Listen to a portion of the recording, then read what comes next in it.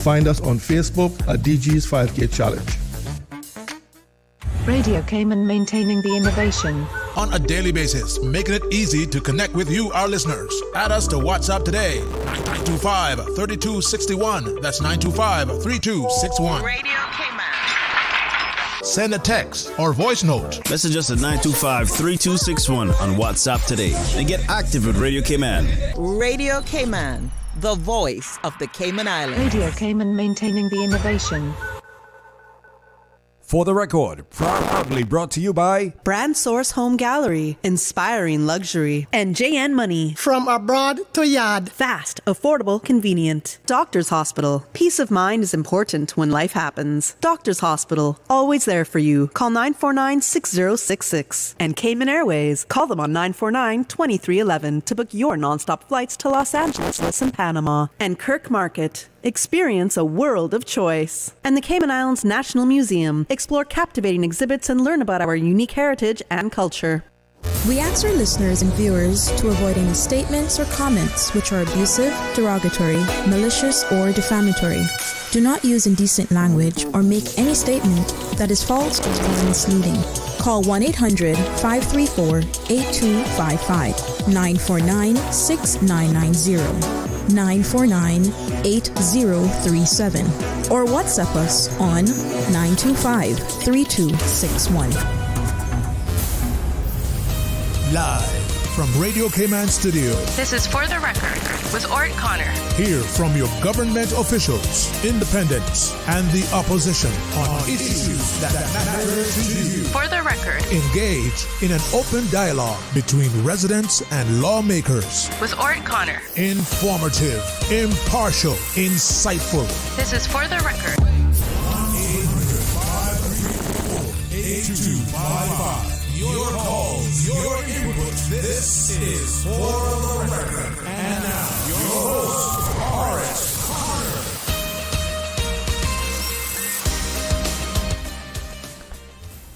Good morning, good morning, good morning, O land of soft, fresh breezes and verdant trees. So fair. Today is Friday, the 21st day of February 2024, right here in the beautiful Cayman Islands. We do hope and we trust that everyone had a restful, peaceful, enjoyable evening. Those of you who are on our roads, we urge you to please be extremely cautious, whether you're a pedestrian, a cyclist, or if you're operating any type of motorized vehicle. Remember to observe the rules of the road. If you do so, then the life you save may just be your own. Those of you who are celebrating a birthday today, or if you celebrated one over the past few days, we want to wish you a happy birthday.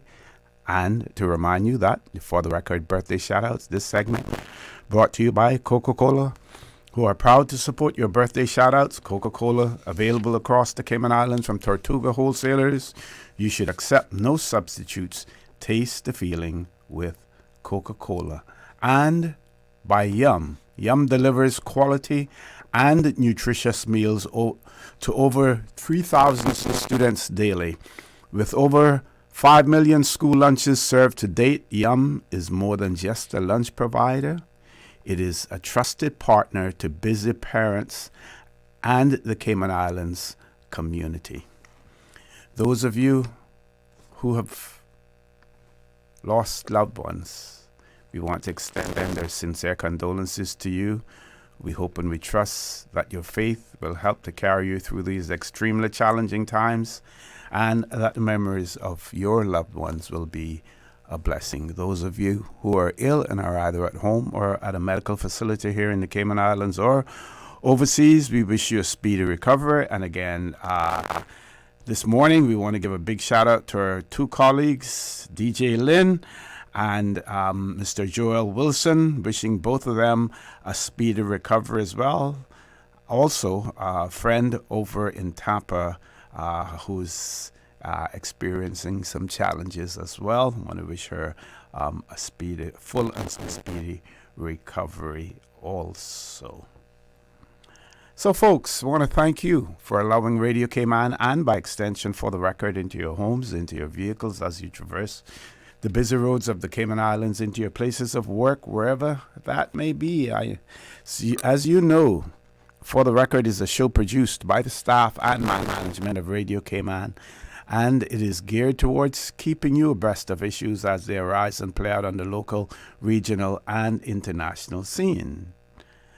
I am your host. My name is Orrett Connor, and you're welcome to join me every Monday, Wednesday, and Friday from 7:30 a.m. until 10 a.m. During that period, our phone lines are open.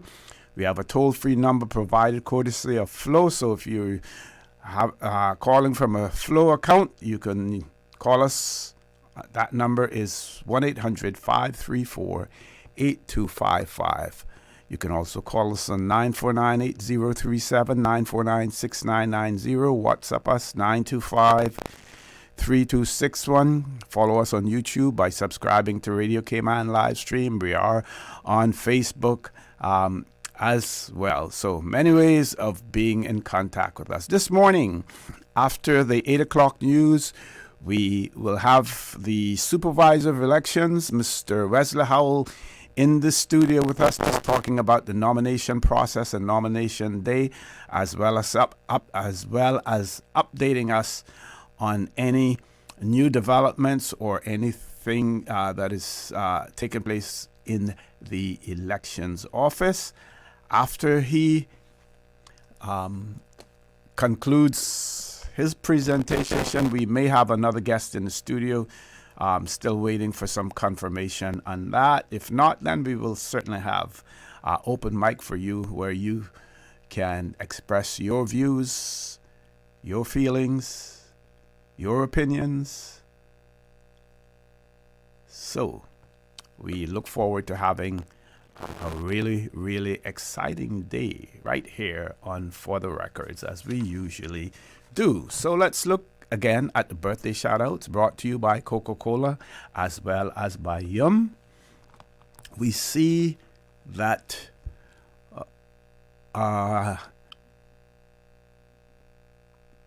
today is the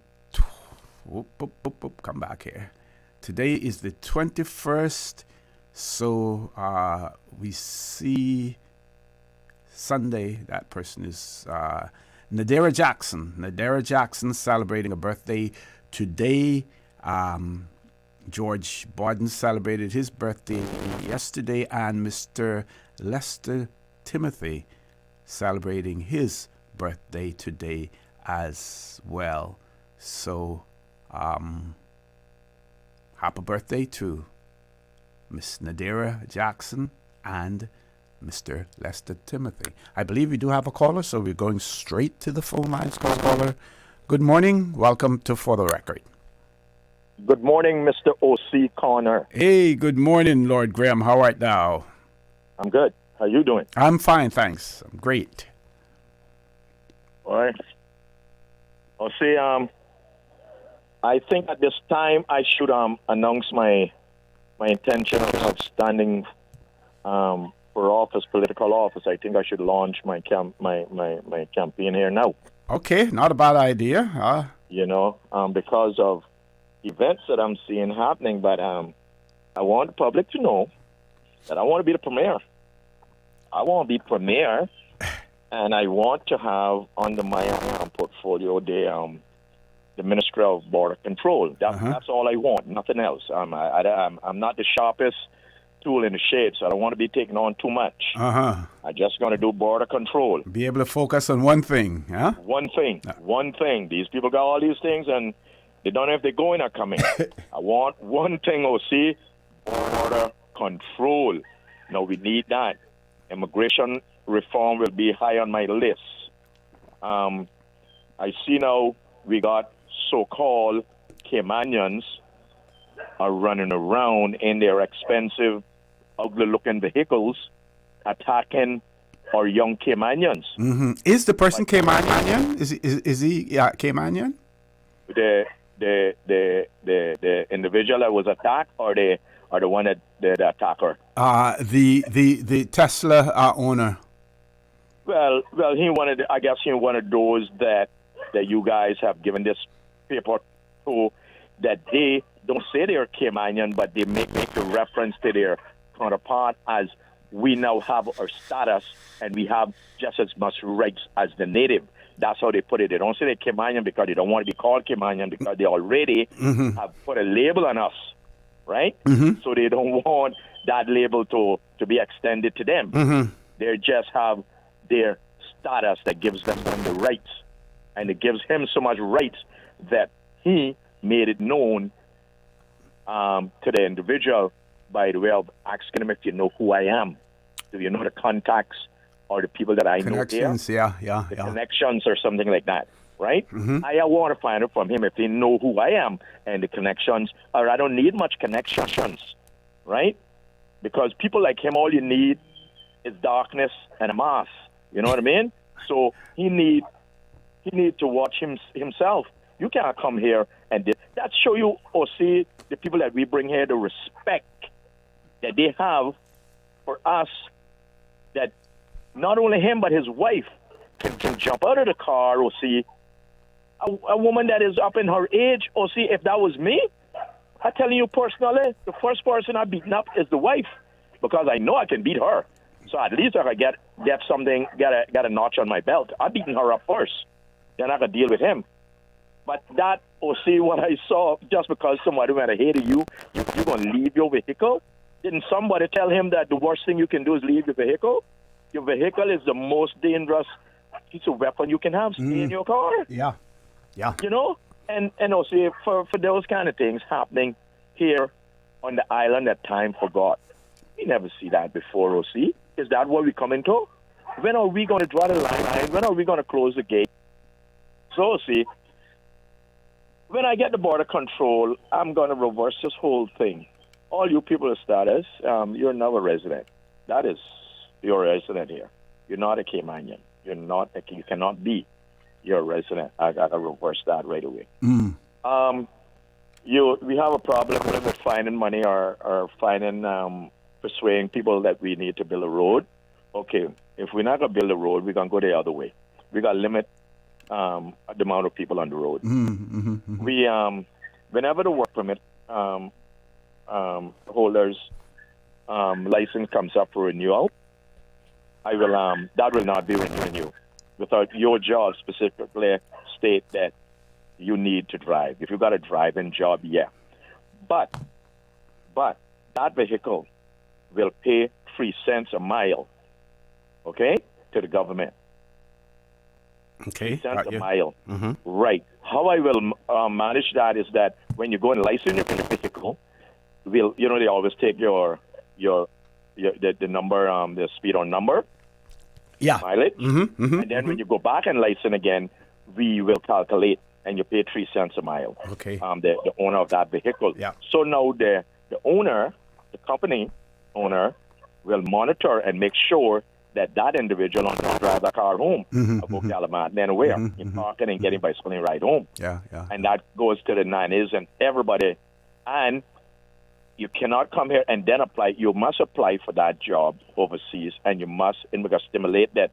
The stipulation will be that you must have a valid driver's license with 5 years experience before we can put you on our road to cause problems. I also on the way home last night, you got to see the serious accident right in the largest roundabout now that we have. Yeah. One hit one, throw him way up in the wall. Next one went way down by CUC thing there and down in the bush. Wow. They had to be going real fast. So see, going back to the immigration issue, I see where the Chamber of Commerce has put out feeders or questionnaires about the changes to immigration legislation. I haven't had a chance to read it yet, but we know that their constituents consist of businesses in the Cayman Islands, and we know what their interest is. It's the bottom line, their profit margin, right? Most definitely. So I think we have to be prepared. If the Chamber of Commerce, if they neglect to consider the concerns that Caymanians have about what is happening in the Cayman Islands, then we need to be prepared to take on the Chamber of Commerce, take them on head on. So I'm going to be studying what they put out there, and I'm going to be a vocal critic of anything that they propose that does not advance the cause of Caymanians. Lord Graham, we have to go to a commercial break. Okay. But there's a possibility that after 9 o'clock this morning, we may have open mic again, because I'm expecting to have someone come on after Mr. Wesley Howell. The supervisor of elections will be coming on. You want to announce that the cancellation of the election, or what? No, we're going to be talking about nominations, so you still have enough time to be nominated and become the premier and be in charge of, border control and immigration. Thank you very much, Lord Graham. We have another caller. Okay. We have another caller on hold. We will take that caller as soon as we return. Don't change that dial. Please stay tuned for the record. We'll be back shortly. The Cayman Islands boasts of a long, colorful, and rich history.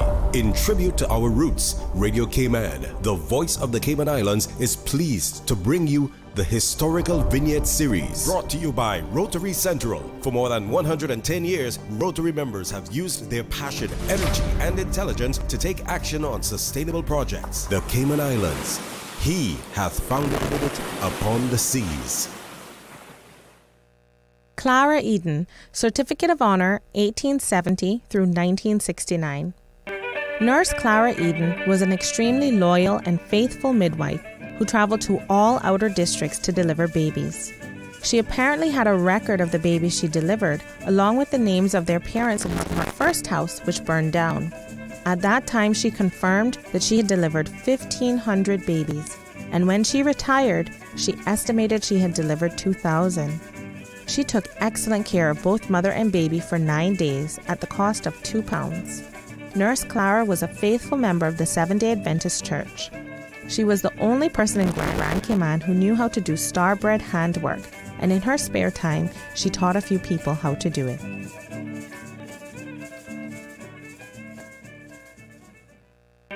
Radio Cayman's Historical Vignettes was brought to you by Rotary Central. For more than 110 years, Rotary members have used their passion, energy, and intelligence to take action on sustainable projects.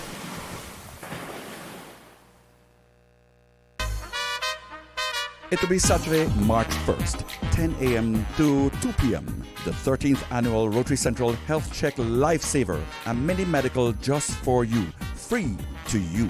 Your blood pressure, blood sugar, cholesterol, hemoglobin, weight management, and more. Free medical guidance, doctors, nurses, medical technicians, free glucometers, blood pressure monitors, subject to conditions. Save the date March 1. See you at Cost You Less West Bay Road, A.L. Thompson's Home Depot, Foster's Airport, Foster's West Bay, Savannah United Church. The Rotary Central Health Check 25 Lifesaver, March 1st, supported by the Lions Club of Tropical Gardens and the Health Services Authority of the Cayman Islands. Knowing changes everything. Can you imagine your home completely organized? At Brand Source Custom Closets, we can. We specialize in designing and building custom closets and storage units for any room in your home, including the garage, with tailored designs and custom LED lighting solutions to fit your lifestyle and budget. Our custom closets expert is committed to enhancing the value of your home with a solution that is uniquely yours. Visit our showroom or call 623-6774 to schedule a no-obligation appointment with our design expert. Brand Source Custom Closets, 209 Dorsey Drive, Industrial Park.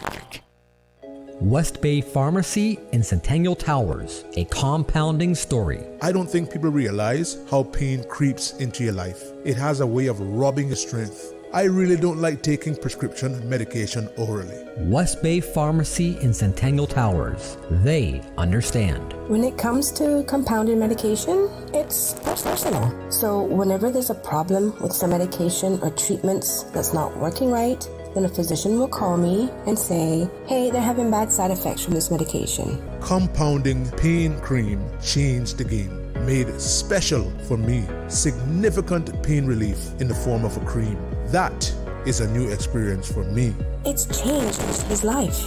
It worked. Ask your pharmacist or healthcare provider about compounding at West Bay Pharmacy in Centennial Towers. Call 914-6449. Looking for fresh, healthy food that's full of flavor? Then you've got to visit Kirk Market. Our dishes are made with fresh, high-quality ingredients. Enjoy vibrant mixed greens or satisfying pasta salads. Or try one of our delicious grill options like blackened chicken, spicy beef steak, or grilled salmon. Looking for something light and flavorful? We've got sushi rolls and poke bowls prepared daily. And don't forget to explore a hot bar or Billy Fresh salad at the salad bar. Stop by Kirk Market today for breakfast, lunch, or dinner and taste the difference. Eat well, live well with Kirk Market.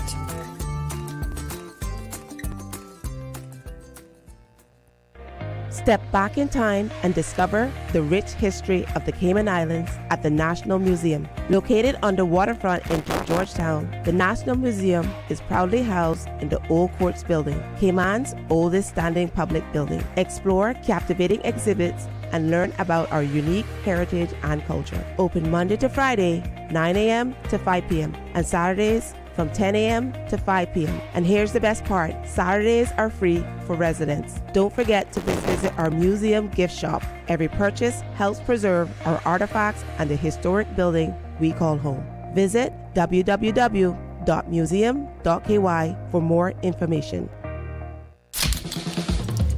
What's that? No sugar, same amazing taste? Coca-Cola Zero Sugar is here to stay. Classic taste, pure satisfaction. Be sure to stop into any Tortuga location and get your own case of Coke Zero. Or grab an ice-cold one straight from the cooler. Brought to you by Tortuga Distributors Limited. Coca-Cola, taste the feeling, Cayman. Hi, I'm Max. What's your favorite part of school?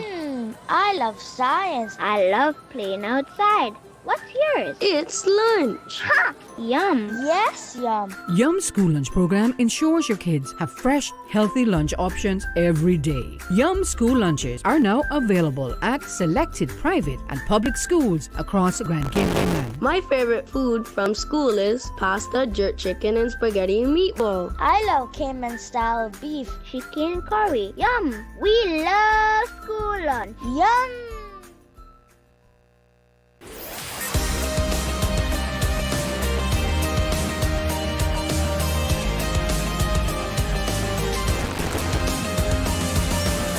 This is For the Record. Good morning and welcome back to For the Record. We have about 6 minutes before we go to our 8 o'clock news. Before we go to our caller, we have a birthday shout out going to Heather Hobson, and the birthday greetings are coming from Lonnie. So happy birthday, Heather Hobson from Lonnie. Caller, good morning. Welcome to For the Record. And good morning to you too, O.C. Good morning, good morning. How are you, my friend? Pretty good. Yourself? I'm good, thanks. O.C., you know, this Lord Graham was talking about the incident there on the road. I mean, I knew that, you know, it was only a matter of time before something like this was going to happen. And this is only the beginning, right? I am not taking sides with anybody. I don't know the gentleman, and I don't know who the teenager were. For the simple reason is that I'm on the road right now, and something needs to be done about these people. I am doing 40 miles an hour, OC, coming from Newlands. And these people in these Honda Fits, right? They have no respect or no regard for nobody on the road. And they are always doing stupidness like what they're doing. And until we get a law enforcement in this country that patrol and stop these people from their nasty, dirty way driving. I experience this, OC, every day I'm on the road, right? And it's only a matter of time before the same thing is going to happen to me. I don't want it to happen. I'm not looking for it to happen. But something needs to be done about these drivers. Everybody's jumping on this man for what he did. But I wasn't there, OC. And for the things that are being said about those people, I was not there. And I don't feel that is right for what they're saying about those people. Because those people, regardless of those videos, those people could have been completely in the wrong. And the reason I am saying this is because I am on the road practically every minute of the day, and I'm experiencing it. So it needs to stop, and it's going to get 10 times worse until a handle is put on it and something is seriously done about it, because it cannot continue. Because it's gonna be once it starts, it probably end up being at least once every week or so.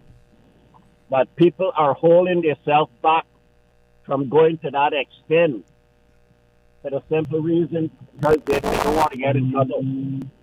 But it's gonna get worse, trust me. Yeah, it is unfortunate that while we seem to be, and not to say that it isn't needed, improving the conditions on our roads, when I say the physical conditions, the road surface and everything else, while we're striving to improve that, we're not doing enough about enforcing the speed limits and addressing those bad drivers on our roads as well. We're not doing enough, about that. I was just thinking when you were talking, and to me, I believe that marine enforcement, probably they have more enforcement officers probably than the Royal Cayman Islands Police Service has on, as far as traffic is officers are concerned. I'm made to understand that they have 10 traffic officers. I would venture to say that marine enforcement probably has more than that. Maybe not 10, out there at one time, but they have more than that. Now, while our environment or oh God, at a loss for the word. Our marine life is important. So too is human life, and we seem to be ignoring that. Yes, that's right, and it's like I said, it's not going to stop. Because I'm sure you experiences the same thing everybody's experiencing, right? Because anybody on the road today know exactly what is happening on the roads, and you can't see when you want a police, and you want to see a police is when you don't need them. Where are these people that's supposed to be patrolling the roads of this island and stopping these people from doing their nasty driving and putting other people in danger? They don't care about you or me or nobody else that is doing 40 miles. I'm coming through Newlands just now, doing 30 miles an hour, like I said, and this Hyundai is passing me, breaking his neck, where the sign say, slow down. I mean, right there just to get to turn to come towards town. I mean, I don't really know, OC, because I don't want to get in any problems with anybody on the road, but trust me, it's all a matter of time before a lot of us, it will happen to a lot of us. Yep. So, and it's going to be very unfortunate because something that serious will happen, somebody could get seriously injured, but it seems like any part of the world you go today, you have to wait till somebody kills somebody before they do something. You can complain till Christ comes, and nobody listens to anything you have to say. Yep, caller, want to thank you. Needs to listen. Thank you very much. Thank you very much, caller. Folks, we have reached the top of the hour, 8 o'clock. Well, when we return, we will have supervisor of elections in the studio with us, Mr. Wesley Howell. Don't change that dial. Please stay tuned for the record. We'll be back immediately after the 8 o'clock news. Order up, K-Man. Foster's Bay Market Cafe is now on the Let's Eat app, bringing you mouth-watering burgers, bold wok sensations, crave-worthy Mexican food, and more. Whether you're in the mood for a sizzling stir-fry, grabbing a juicy cheeseburger for lunch, or craving a fiesta of flavors, our selection of Bay Market Cafe faves has you covered. Delivered straight to your door. No lines, no hassle. The best food on the island is now just a tap away. Hungry for more? Search Foster's on the Let's Eat app now. Foster's, better because we care. The voice of the Cayman Islands. 89.9 FM in Grand Cayman and 93.9 FM in Cayman Brac and Little Cayman. Silver wings shining in the sunlight. Radio Cayman. The 8 a.m. news is brought to you by ValueMed Pharmacy. Save time and order your prescription refills online at value-medpharmacy.com. VALU-medpharmacy.com. for today's biggest news. Radio Cayman, the voice of the Cayman Islands.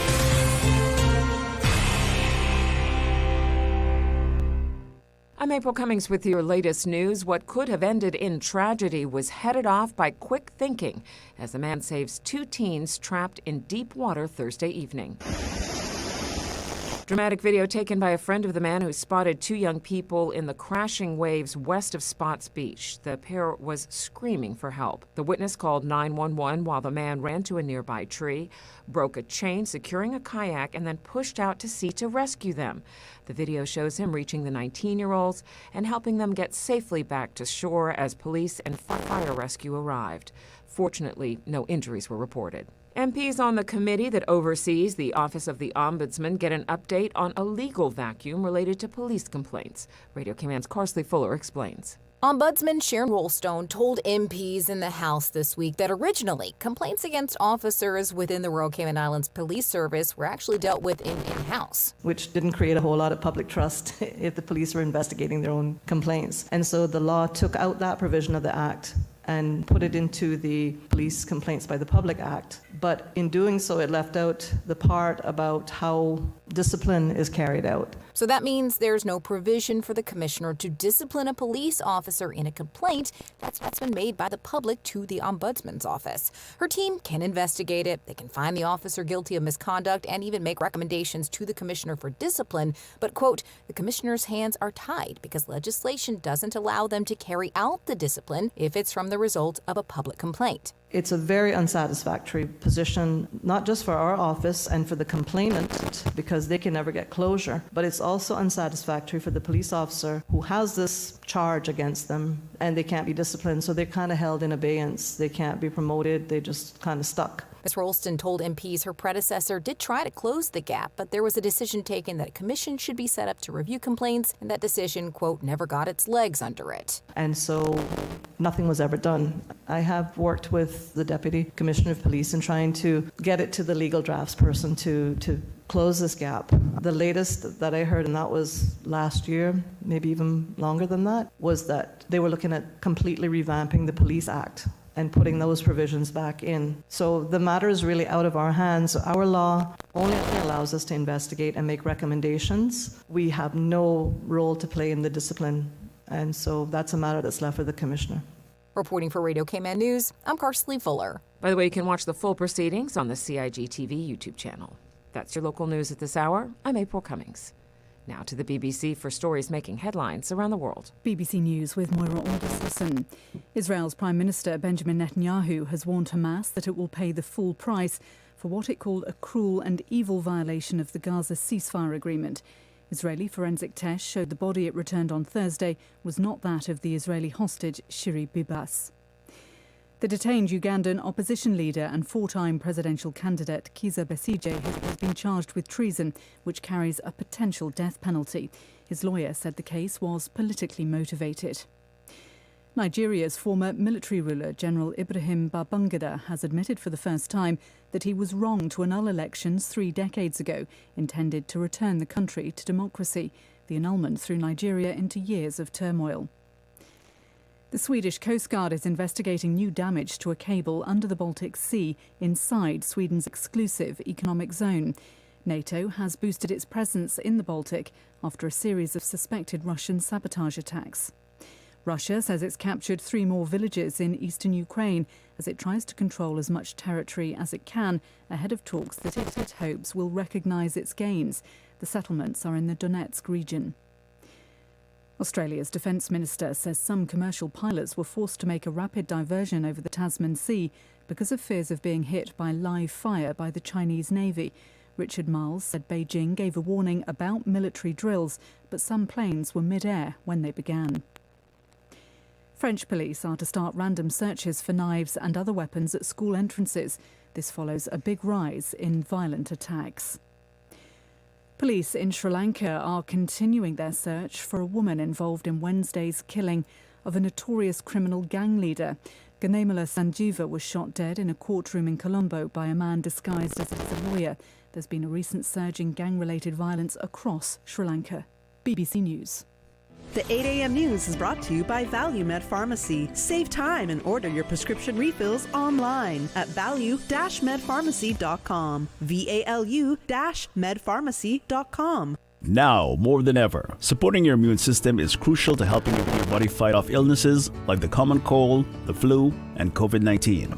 At ValueMed Pharmacy on Walkers Road and in Buttontown, we carry all the essential vitamins and minerals to help support your immune system and improve your overall health. Some of our top immunity support picks are vitamin C, vitamin D, zinc, elderberry, and quercetin, or the popular 7-in-1 immunity support.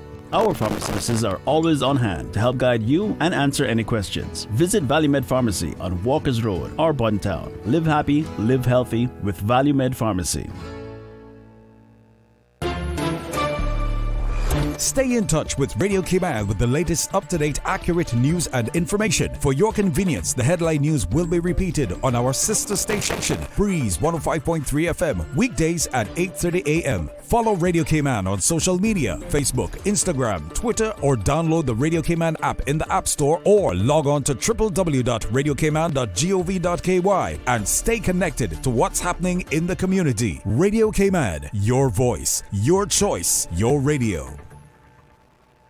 Easter vacation is just around the corner, and Cayman Airways has added multiple extra flights to some of your favorite destinations, some of mine too. Look here, they got seats available now for booking on extra Easter flights between Grand Cayman and Kingston, La Ceiba, Miami, Cayman Brac, Little Cayman, and you can even catch a non-stop flight to Montego Bay for Easter. Check it out. You can visit CaymanAirways.com, contact a local travel agent, or call Cayman Airways Reservations on 949-2311. Oh, don't wait too long though, because these extra Easter seats always sell fast. Be sure to add your Sir Turtle Rewards number to your booking so you can earn more miles for more free trips this year. Well, I know where I'm going. I'll see you on board a uniquely Caymanian airline for Easter. Tune in every Monday through Friday at 12 p.m. for Radio Cayman's Midday Newscast. Radio Cayman, the people's station, your trusted official source for the latest news. The 12 p.m. news is proudly brought to you by Health City Cayman Islands. World-class healthcare within your reach. The 8 a.m. weather update brought to you by CG Britcay, where people come first.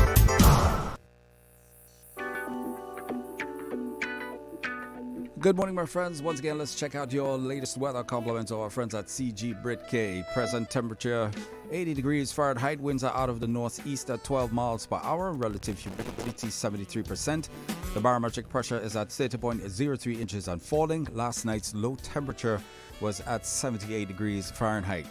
Synopsis: partly cloudy skies with moderate northeast winds and seas are expected across the Cayman area today as a cold front becomes stationary over the northwest Caribbean. Further north, the associated high-pressure system over the central United States will support fresh winds, northeasterly winds, and rough seas across the Cayman area from late tonight. Our forecast calls for partly cloudy skies with a 30% chance of showers in the afternoon.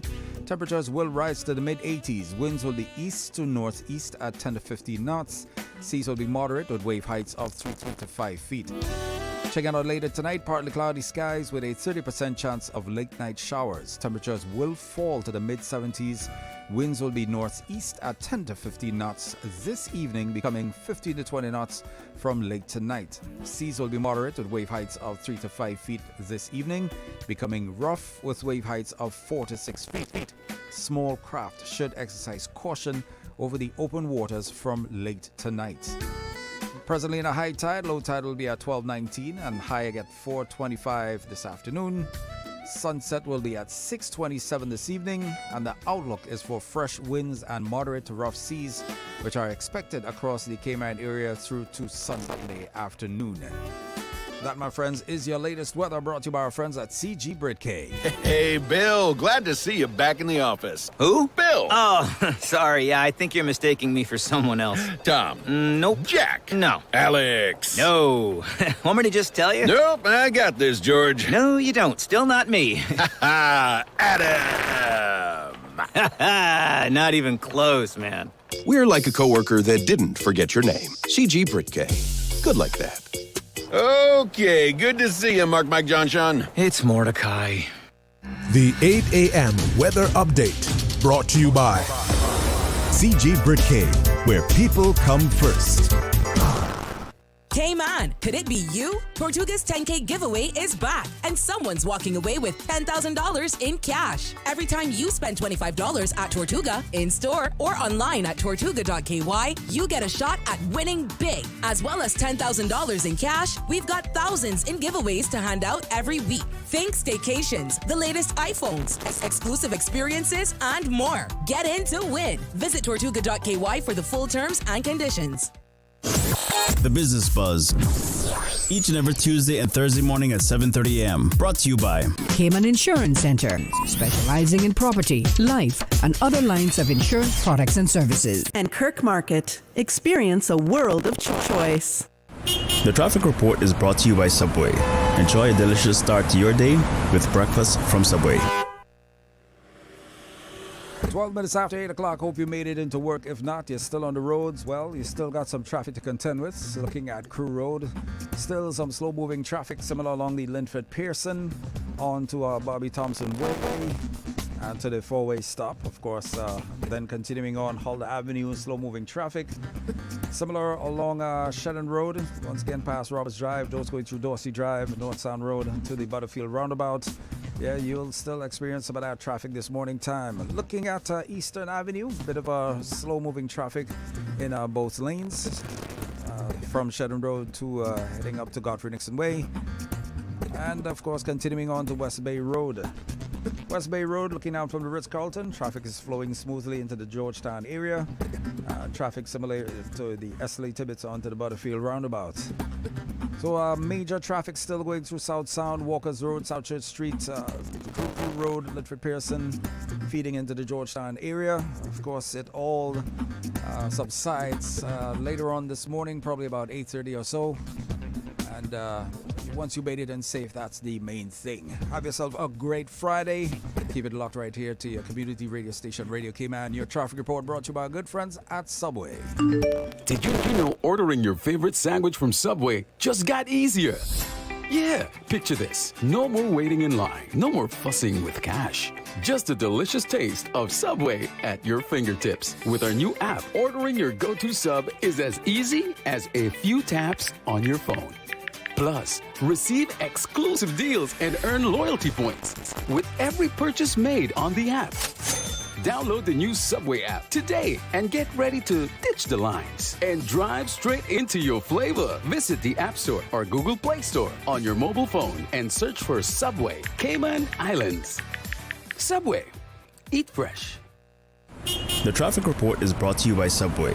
Enjoy a delicious start to your day with breakfast from Subway. The Cayman Islands Agricultural Society presents Roots, Rock, Reggae with reggae superstar Taras Riley live in concert at the Agricultural Fairgrounds on Saturday, March 1st, alongside Mr. Notch and Local Motion 345, Sugar Daddy, Sound Revolution, and more. It's Roots, Rock, Reggae going down Saturday, March 1st at the Agricultural Fairgrounds. General admission tickets only $45 and VIP $65 with access to the raised viewing platform. Purchase your tickets now at eventpro.ky.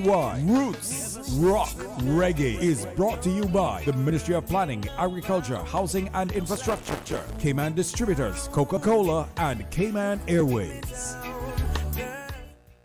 Get your tickets now for Grand Cayman's biggest one-day family fun day, the 56th Annual Agricultural Show at the Stacey Wattler Agricultural Pavilion in Lower Valley. Ash Wednesday, March 5th. Raffle tickets are on sale now at eventpro.ky and include general admission to the show. Not one, but two $10,000 grand prizes. All the fun, all the entertainment, the food, the animals, the plants, and homemade goodies. Get your raffle tickets now at eventpro.ky. The 56th Annual Agricultural Show, Ash Wednesday, March 5th.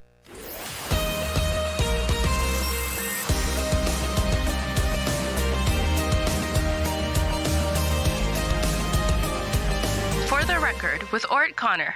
Good morning and welcome back to For the Record. As promised, I mentioned that the supervisor of elections would be in the studio with us talking about nominations, nomination day. I failed to mention that he would also be accompanied by his deputy, Miss Sheena Glasgow, where I see her every 4 years.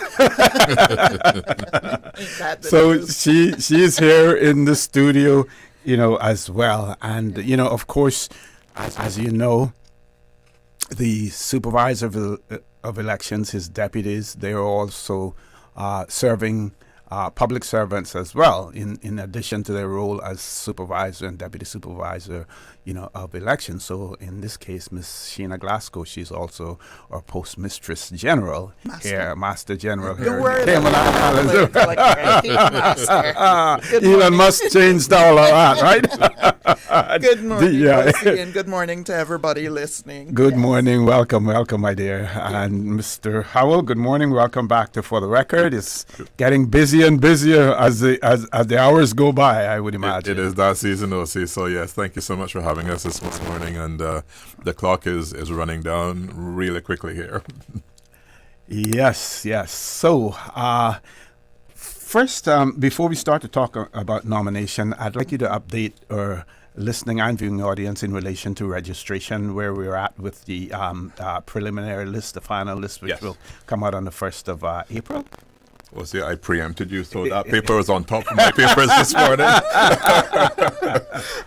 So the list was the revised list of electors, which are all the new forms, all the new voters, all the changes that were submitted between October 2nd and January 15th, which was the extended deadline, was published on the 29th of January. And I need to say a huge thank you to the staff in the office, the registering officers, who put in, some of them worked in excess of 200 hours in a couple of weeks just to get that done in order to make that list come out in time. But fantastic work there. So that list was produced on the 29th of January. The period for claiming objections against that list closed on the 29th of Feb. So Wednesday gone. On the 26th of Feb, which is next week, now we'll be publishing the list of claims and objections. So what's happened up until now is that persons had effectively 21 days to review the list and put forward arguments for why the information is incorrect or missing, or somebody noticed that their neighbor who long moved to another district is still registered at their old address. They could object to it being a registered voter in that electoral district. Right. So we've had those in. Those claims and objections now will be posted for another period of 21 days. So people ask why it takes so long to get the list. The law actually has these timelines out in there. And on the 7th of March, then we'll publish a notice of settling the claim and objections, and the revising officer, the chief magistrate, will have to settle those claim and objections by having hearings, formal legal process, by the 19th of March. Okay. So the list then comes out. The official list comes out on the 1st of April. So there's only a couple of days to play with in there. So that's the timeline run as it is related now to claims and objections, and the list going from revised to official. And if there were any changes in terms of the claims and objections, it won't significantly change the number of registered voters that is projected. No. So I mean, what would only the only matter there, again, not significant numbers, but as it relates to persons being able to vote or being on the register of electors.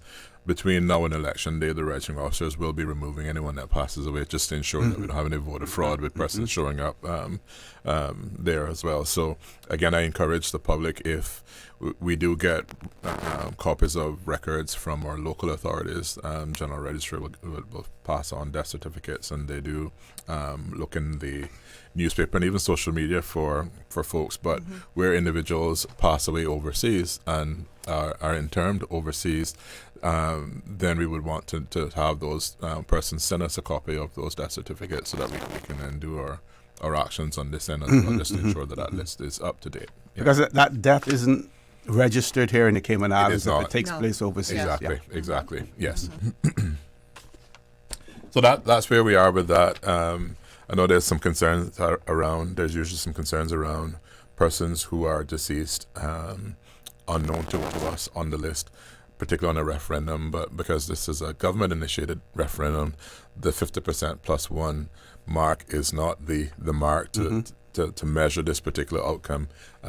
It's the simple majority of those who cast their votes either for yes or no on each of the three questions. So although we're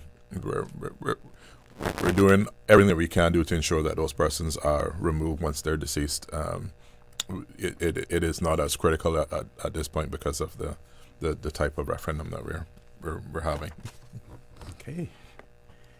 Okay, Mike is yours, so I'll let you continue. So quickly coming up on the heels of the voter registration stuff. So the other train track that has the train racing is the one heading down to nominations day. So we're now 9 days, 23 hours, and 38 minutes away from the 8 o'clock, the 8 o'clock start of nomination day on March 3rd. We have some changes this year as it relates to nomination locations.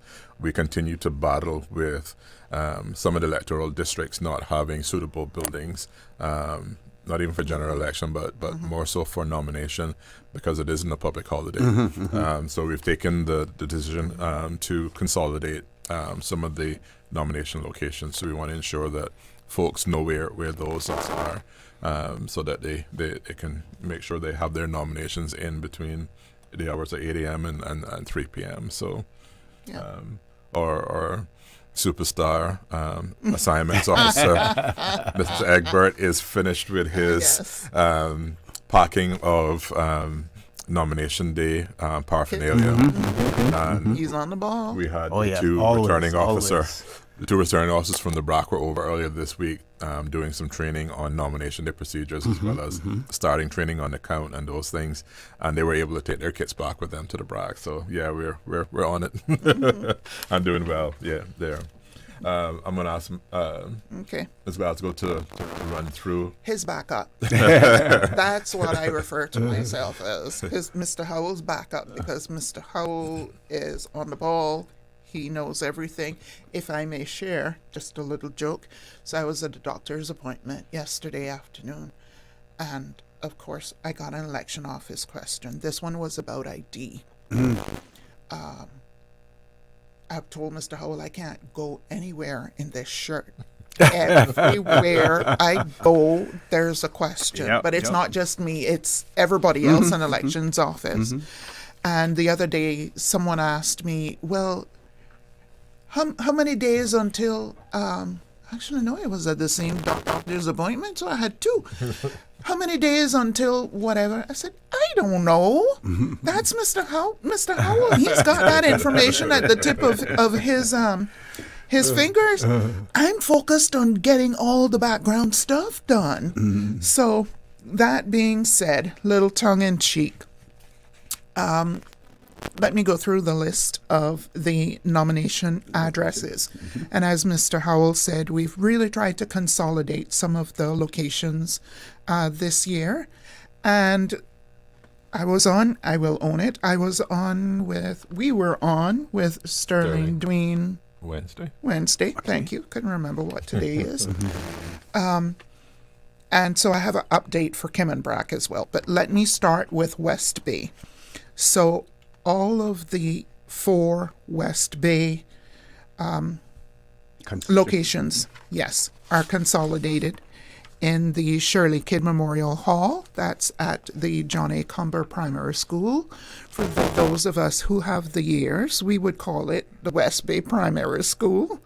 So anyone being nominated for West Bay South, Central, North, and West, please make sure you head to the Shirley Kidd Memorial Hall to get your paperwork done. Be on time, because 3:05, it's too late. But as I've said to Mr. Howell, I'm going to digress, but keep it interesting. We have all of this information going back and forth about who's running and who's not running and who's retiring and who's not retiring. I don't get into the debate. I just tell them, I'm waiting for 3:05 exactly on the 3rd of March because that is the proof of who's actually running. But getting back to the topic at hand. I have a question. Within this venue, let's say the Shirley Kidd Memorial Hall, each constituency will be separately represented in there. So you will have a returning officer for each one of those there. Yes. Okay. Yes. So there will be four returning officers there, each with their own little area set out. But from a logistics point of view, it makes sense, particularly as it's not against any legislation, that we do all of that in one place. So now on to Georgetown. So we have consolidated Georgetown West, South, Central, North, and East. Those are all going to be at the John Gray High School Gymnasium. That's the one across from the Truman Bodden Sports Center. So that's 135 Olympic Way. For Red Bay and Prospect, those are going to be consolidated at the Seafarers Hall in Prospect. That address is 11 Victory Avenue. Let me go back to West Bay since I didn't actually give the address. The official address is 44 Fountain Road in West Bay. Heading on east now on Grand Cayman, we have Boddentown East, West, Savannah, and Newlands, all going to be located at the Boddentown Chapel Community Center. That's the new one that's across from Rankin's Jerk. The official address is 3083 on Shamrock Road. In Northside, the Craddock Bank Civic Center, which is 923 Northside Road at East End. It's the William Allen McLaughlin Civic Center, number 80 John McLean Drive, and over to our two sister islands, both Kimmenbrack West and Little Cayman, as well as Kimmenbrack East, the nomination process will take place at the Austin Ruddy Civic Center. That's 264 Ashton Reed Drive. For those of us, I know it as Bluff Road. I will forever call it Bluff Road, colloquially. But those are the addresses. And as Mr. Howell said, we encourage everyone who intends to contest for election to get their paperwork in, to ensure that, all the I's are dotted and all the T's are crossed. And in a second, I'm going to hand this back over to Mr. Howell so he can go through the legal part of it. But we're open for nominations, accepting nominations and going through the process from 8 a.m. on Monday, the 3rd of March until 3 p.m. That should be more than enough time. So please do not come at 3:10. You will be solved. Or even 3:01. 3:01, yes. So, those are the locations. And no need to stress about it. Mr. Howell, I call him an IT guru behind his back. He ensures that all of the current and pertinent information is available on our elections office website. So there's that. If you don't like the IT side of things, give us a call in the elections office. The staff are fantastic and willing to share any information that you may need. And there's a good possibility you'll have a lot of questions when it comes to candidates because we see so many new faces. Yes. As well. With that, we'll take a commercial break. When we return, the conversation with Deputy Supervisor of Elections, Ms. Sheena Glasgow, and Supervisor of Elections, Mr. Wesley Howell, will continue. Don't change that dial. Please stay tuned. If you have any questions, please send them to us by WhatsApp, and I will share them with our panelists here in the studio. Please stay tuned. For the record, we'll be back shortly. There you go, sir. Thanks for choosing JN Money Transfer. Boy, thanks to JN Money Transfer, I can stay right here in Cayman and pay mama bills back home in Jamaica. Her water, light, phone, and other bills never late. every month I pay everything in one place. Make payments to over 30 companies in Jamaica through JN Money Transfer. Fast, affordable, convenient. Call 1-800-744-1163 for details. Easter vacation is just around the corner, and Cayman Airways has added multiple extra flights to some of your favorite destinations, some of mine too. Look here, they got seats available now for booking on extra Easter flights between Grand Cayman and Kingston, La Ceiba, Miami, Cayman Brac, Little Cayman, and you can even catch a non-stop flight to Montego Bay for Easter. Check it out. You can visit CaymanAirways.com, contact a local travel agent, or call Cayman Airways Reservations on 949-2311. And don't wait too long though, because these extra Easter seats always sell fast. Be sure to add your Sir Turtle Rewards number to your booking so you can earn more miles for more free trips this year. But I know where I'm going. I'll see you on board a uniquely Caymanian airline for Easter. Did you know that Doctors Hospital provides urgent care services 24 hours a day, 7 days a week? And Doctors Hospital's urgent care physicians have access to the most advanced MRI and CT imaging in the Caribbean, providing reliable diagnostics when you need it most. When you need quality urgent care for an illness or injury, Doctors Hospital is here for you 24/7. Whether it's a migraine, chest or abdominal pain, shortness of breath, broken bones, or another urgent need, Doctors Hospital at the top of Walker's Road. Urgent care right now. Your dream home starts with a vision, and often inspiration is at the heart of that vision. Brand Source Home Gallery's in-house designers are here to help bring your vision to life. Whether you're remodeling or building a new home, Brand Source Home Gallery is your one-stop solution. Explore their kitchen cabinets, sinks, faucets, bath fixtures, tubs, vanities, and more. Let Brand Source's designers help and inspire you with your next project. Call 623-5000 and schedule an appointment with a design expert at Brand Source Home Gallery, Dorsey Drive, Industrial Park, serving Cayman for 50 years.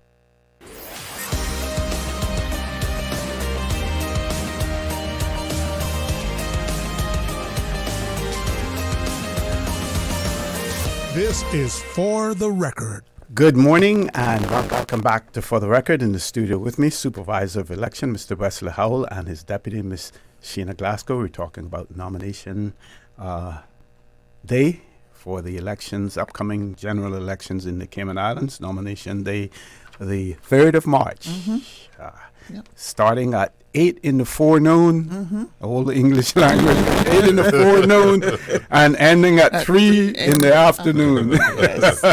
Back over to you, folks. Thank you so much, Jose. I must say a huge thank you to Miss Haley Reid in the Department of Comms. She's our comms person for this election, and she's absolutely fantastic. So always on the ball. She is. She is on the ball. She's been kind enough to help us with the media release that we put out on the 20th. So that was yesterday. The days are going quickly. In relation to nominations day, so we did our best to try and amalgamate, and Haley did a great job condensing it for us, all of the relevant information for candidates ahead of nomination day. So reminding them that it's March 3rd between 8 a.m. and 3 p.m. Of what the locations are. I've probably gotten 3 or 4 calls over the last 2 weeks about candidates' qualifications, persons wanting to know about dual citizenship, persons wanting to know about prior convictions, and my advice to them is that we don't issue legal advice at the elections office, so they need to seek their competent legal authority that they trust and ensure that they follow the legal advice as it relates to who's eligible and who's qualified and who's possibly disqualified. I can't point them to sort of the relevant legislation, the Cayman Islands Constitution, the Elections Act, and also they need to have a look at the Criminal Record Spent Conviction Act, which has some specific carve-outs for persons who are running for office, and the fact that the expungement doesn't apply in those things. But like I said, at this point, they need to very quickly find legal advice if they want to ensure. And I would prefer that they do that so that I wouldn't have to go to Section 29A post-nomination day, which is where if there appears to be enough evidence that somebody is not qualified to run for office, then I would petition the courts to seek a declaration as to whether or not they are or are not qualified to do so. But that's a huge distraction and expensive exercise for me and the potential candidates. Absolutely. Yes, yeah. So we would hope that folks would do their bits. We've spoken with the Standards in Public Life Commission folks, their secretariat, and we're also reminding individuals that they must submit their register of interest prior to being nominated. That's the requirement under the Standards in Public Life Act. So it doesn't come to us at the elections office, it goes to the Standards in Public Life Commission. So and we've given their email address and telephone number for folks who need to do that. Would that be a disqualifying factor if they it wouldn't disqualify them because it isn't factored in the Elections Act, but there are some penalties under the Standards in Public Life Act that would kick in from that perspective. So. And if I might jump in and add, if you think about it at a higher level, if you're running for public office, this is why run from this aspect of it? You know, make yourself transparent. Many people are talking about transparency in government. Well, this would be transparency in our candidates. And if you fail to realize or to know that this is required of you, that doesn't speak highly of you in terms of I didn't say the that. whole office. I can. I didn't say that. I'm still employed as a civil servant. Retirement has its benefits. Yeah, it certainly does.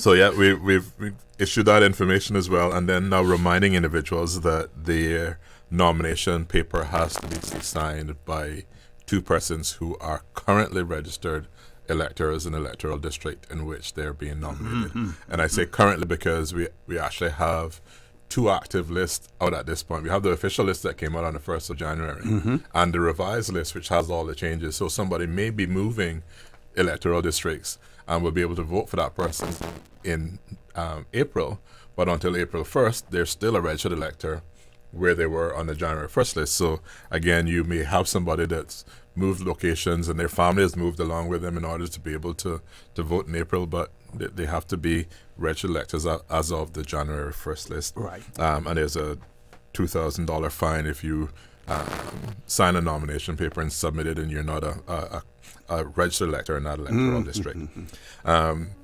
The candidate themselves, if they knowingly accept a nomination and sign to be nominated when they're not qualified to do so, that's a $5,000 fine under the Elections Act.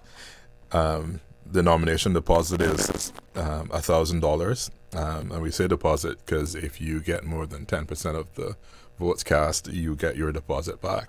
But that's payable in cash or bank draft to the Cayman Islands government, and must accompany the nomination form. So we're not taking the form without a deposit.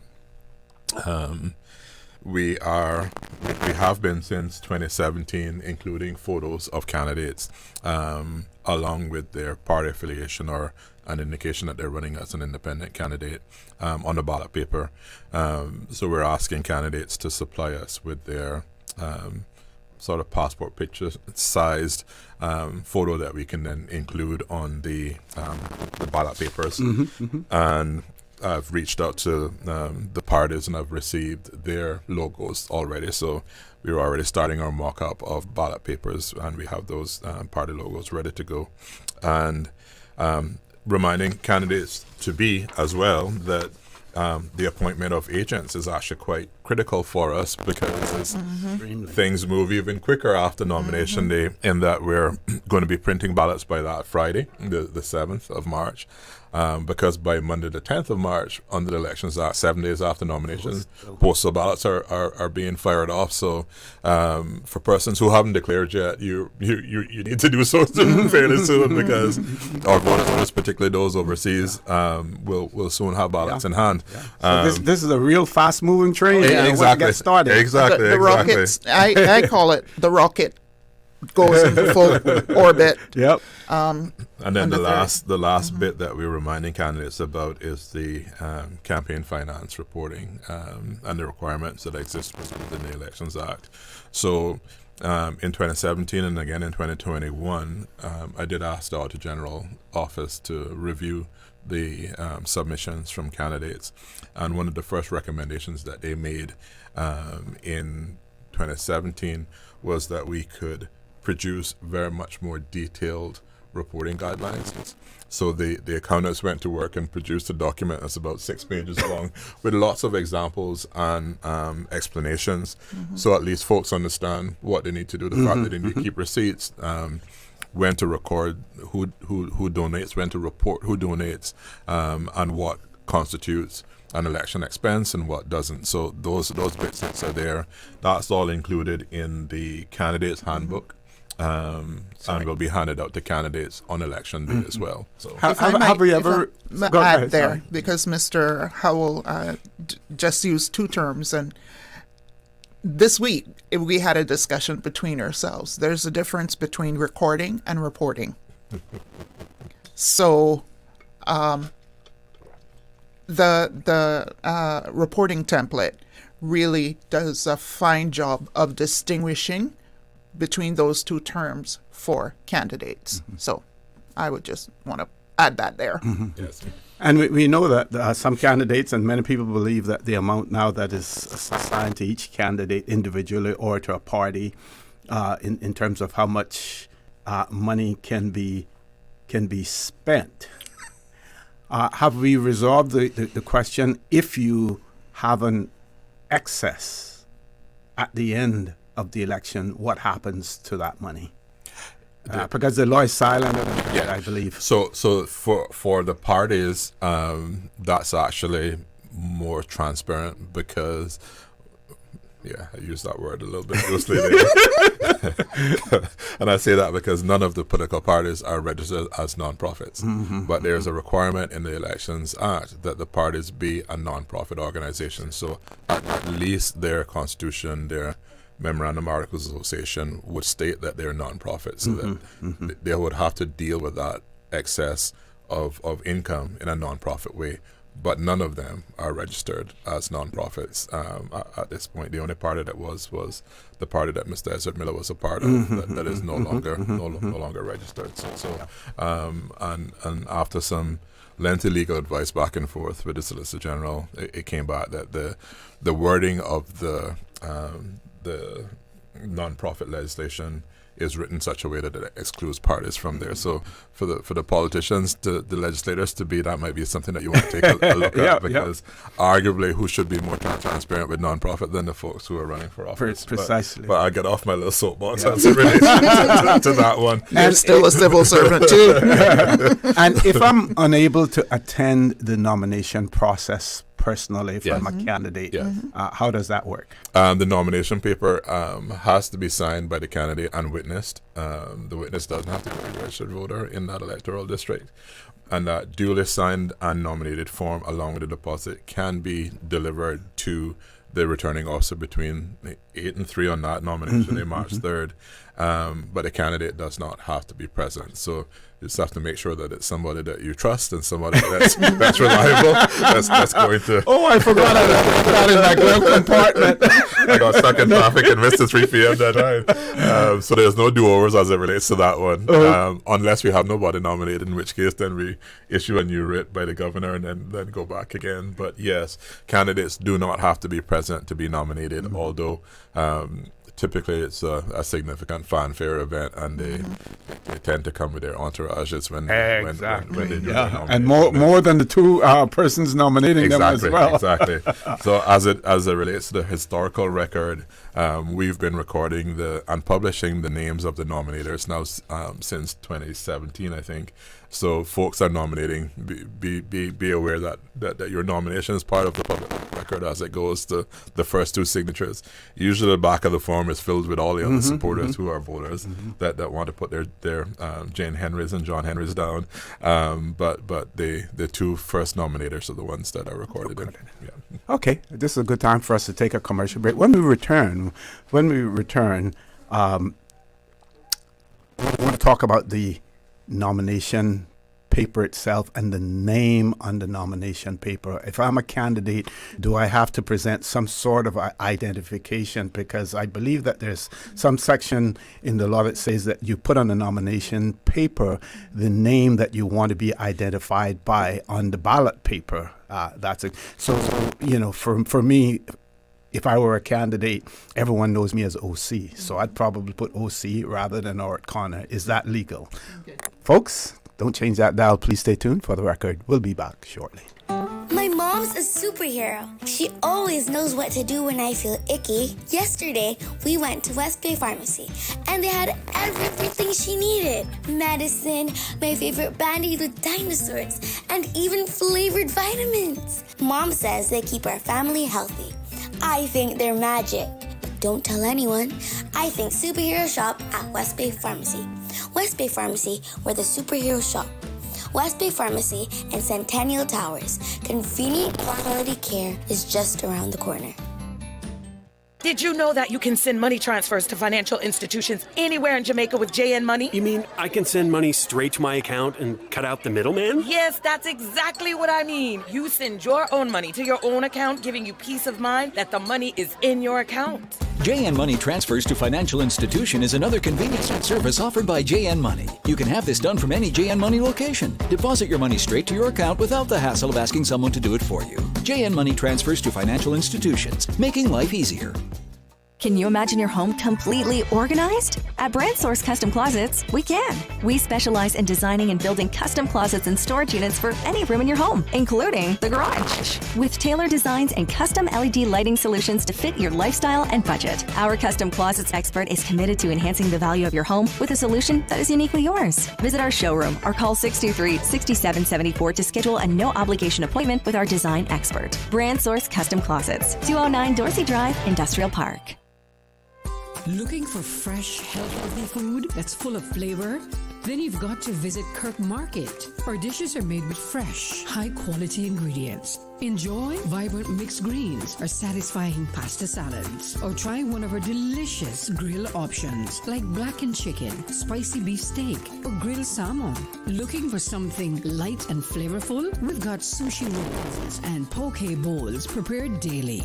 And don't forget to explore a hot bar or belly fresh salad at the salad bar. Stop by Kirk Market today for breakfast, lunch, or dinner and taste the difference. Eat well, live well with Kirk Market.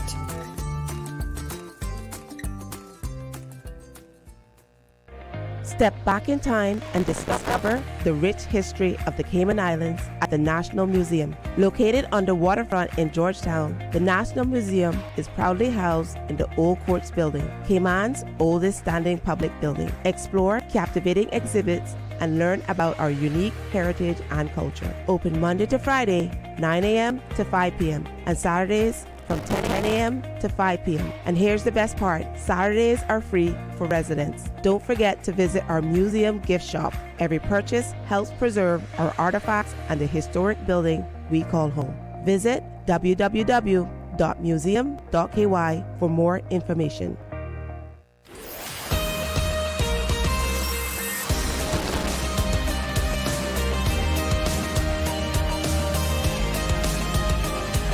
For the Record with Orrett Connor. Good morning. Welcome back to For the Record. In the studio with me, Supervisor of Elections, Mr. Wesley Howell, and Deputy Supervisor, Ms. Sheena Glasgow. We're talking about the nominations process.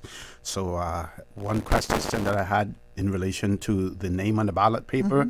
The other one coming in from one of our listeners, they say that with the online voters list and the voters details shown, is this not a breach of the Data Protection Act? Brilliant question. I think we had this one on Wednesday when we were on with Sterling as well. Okay. The short answer is no, it's not a breach of the data protection legislation. And trust me, we've been down this road with the Human Rights Commission as well as the Ombudsman's Office and all our folks in the Attorney General's chambers. And the simple reason for that is that the elections law compels us to publish that list online and in printed versions. Should it be, though? It really shouldn't be. And the example I used on Wednesday that I'll repeat now is that if I sign something in my official capacity as a public officer, that document, unless otherwise exempted, would be open for freedom of information. In applying the data protection legislation to that release, considering both legislations, if I had, for example, attached my driver's license to that document, they would redact my home address as my personal information that has nothing to do with my official office and release everything else, unless it was exempted otherwise. But my address, along with all the other registered voters, is published for the whole world to see on the Elections Office website, wide open, which in this day and age, I think that's not a safe nor prudent thing to do. So I would call on folks to not just put pressure on us, although we have to follow the law, but put pressure on folks that change the law. Stop putting pressure on us. I told you I'm his backup. to change that, because I think most people agree that persons' addresses should not be part of the public record when it comes to. Have we received any feedback from the election observers in relation to that? They have been lobbying that for quite a while as well. So I mean, other countries, folks are able to search for names in electoral districts, so you know what electoral district people are in.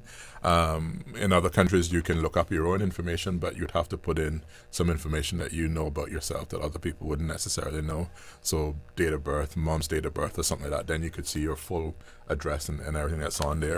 I think it's long past due that we take that aspect out of the legislation. Good point. And then as it relates to sorry, stick a pin.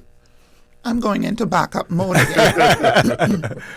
And I'm still a civil servant, so let me try and be careful with this, because Mr. Howell was very, very respectful and professional. Or diplomatic. And I'm going to bring it down a little bit.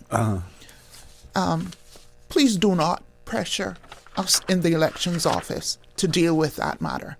It is a matter of legislation. And you know who deals with legislation?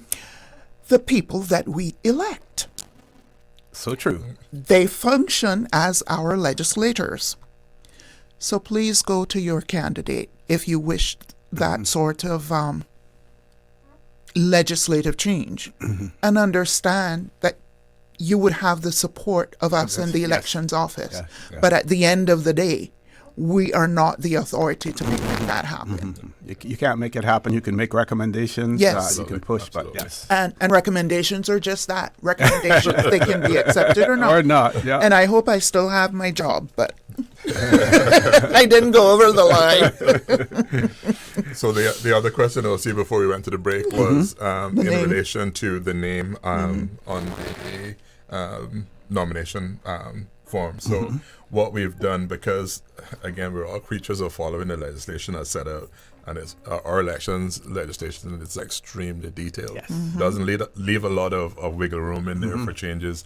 But what we've done is we've added a supplementary form to the nomination paper, which we capture for things like the candidate's email address, telephone number, but now we're also asking them for a listing of their government name, their official name as it relates to their current official name, and then the name as they would like it to appear on the ballot paper as two separate entries. Okay. So the Premier's uses of Connor, Connolly or Connor, and folks who are known by their middle names or their nicknames, pet names. We now aim to pick all that up very officially, and that's just to sort of cut down on the back and forth that we have when we go to finalize the 919 ballots, to be able to start printing by Friday, the 7th. So constantly making adjustments as we have our planning team meetings.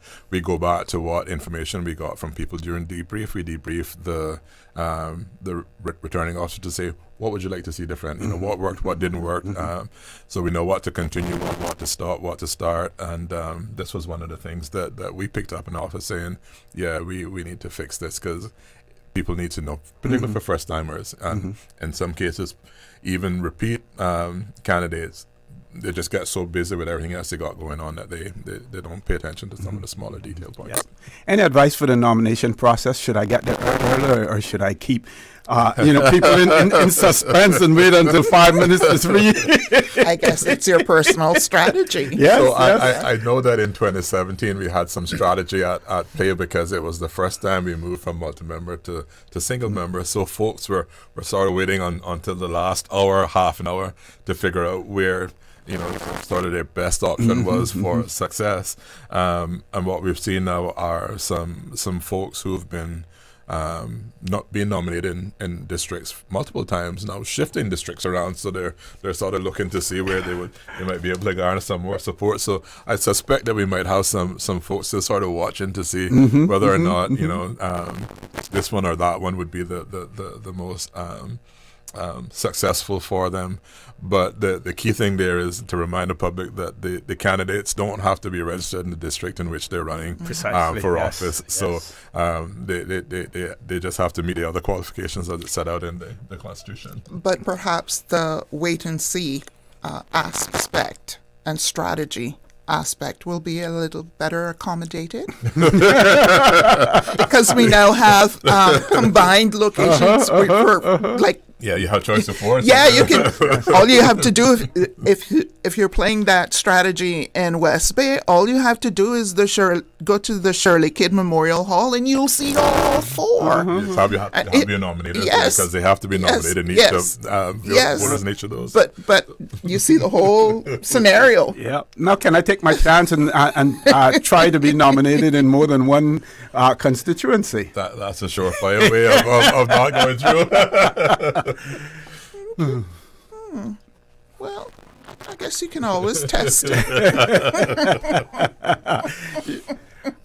So yeah, just to remind the public that we will be proceeding with nominations on the 3rd, coming up very, very rapidly here. Parliament dissolves on the 1st. The governor's already issued those proclamations. They've been gazetted, so that clock will tick down quietly here. And then as soon as we're finished with nominations, we'll start to publicize, as we normally do, all of the candidates in each of the electoral districts with their photos.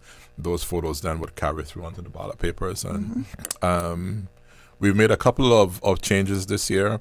We've added online submissions, which proved to be hugely popular during the voter registration drive for mobile and postal ballot submissions. Great. So instead of the PDF or the printed version, you can do that online submission now. So we're making it a little bit easier. And our students are actually interested in voting in the upcoming general election and referendum.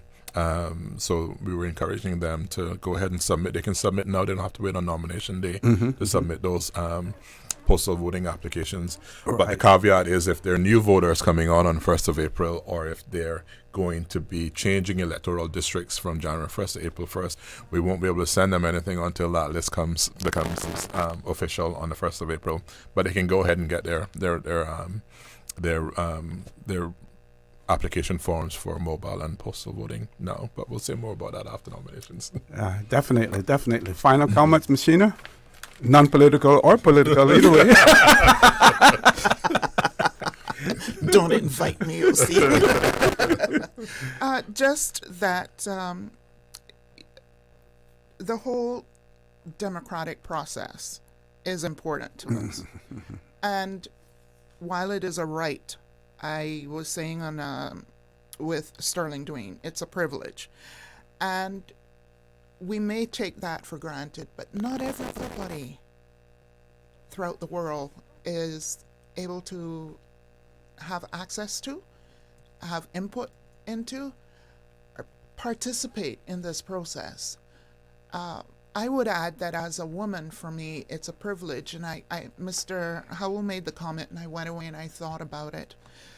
The women, I choose to vote as a woman. I choose to exercise that privilege that I have. It's a right, but it's also a privilege for me as a woman, because we had some very strong Caymanian women who fought for me to have this privilege. And I don't wish to dishonor their effort and their commitment to make me equal to men in this regard. So I would just want to say, you know, for candidates, you're part of the process. So please just make sure all the I's are dotted and all the T's are crossed. You're an important part of the process. And then for the voters, please come out because you're the other important part of the process. And for nomination day, between 8 o'clock and 3 o'clock, do not run on colored people time. Do not run on Caribbean time. Do not palaver. Do not procrastinate. I think I covered all the notes there. Thank you, sir. Okay, Supervisor. Well, see, thank you again. Thank you so much for having us. As Sheena said, yes, Miss Jackson, our latest living, or only living national hero, was one of those that suffered for the right of suffrage for our female Caymanians. And fast forward to our latest register of electors, and women outnumber men in every electoral district, I think, except for Cayman Brac East. So, you know, here we are, and for me, it's, you know, not voting and then complaining about what happens afterwards. It's the same as having somebody go out to pick up your food, and you're not telling them what you want, and then you're upset with what you get. Yes. Your voice is your vote, and I'll leave it at that. Thank you so much. That's a good analogy. The food analogy in Cayman gets across. It reaches everyone. Well, both of you, thank you again for all of the sterling work that you do for the people of the Cayman Islands. We know you're going to be you have, and you will continue to put in long and arduous hours as well. But again, thank you for the sterling job. Thank you, sir. Thank you, folks. We're going to our headline news. When we return, we will have the acting premier of the Cayman Islands, Honorable Kenneth Van Ryan, in the studio. Don't change that dial. Please stay tuned for the record. We'll be back shortly. Yesterday, today, always and forever. Radio Cayman in the Cayman Islands. From Radio Cayman's newsroom, this is Headlines. Local, regional, international news. The Headline News is brought to you by Kirk Market and Health Services Authority. I'm April Cummings with your latest headlines. Police are appealing for witnesses to an altercation on Rex Crichton Boulevard on around 6 p.m. Tuesday between a 17-year-old and a 72-year-old man. If you saw anything or have video footage, please call the Boddentown Police Station at 947-2220. In international headlines, 12 civilians have been killed over the past day in Russian strikes. This is according to Ukrainian officials, with homes and infrastructure hit. Meanwhile, the White House has urged Ukrainian President Volodymyr Zelensky to strike a deal on U.S. access to Ukraine's critical minerals in exchange for aid. Israel is accusing Hamas of violating the ceasefire deal after forensic testing revealed that the body returned from Gaza on Thursday was not that of Shiri Bibas. 3 other bodies handed over have been identified as her sons Ariel and Kafir, who would have been aged 5 and 2, as well as peace activist Oded Lifshitz, 84, this according to the Israel Defense Forces. Those are your headlines. I'm April Cummings. Radio Cayman. More news available at www.radiocayman.gov.ky. Check out our social media pages: Facebook, YouTube, X, formerly Twitter, Radio Cayman Headline News.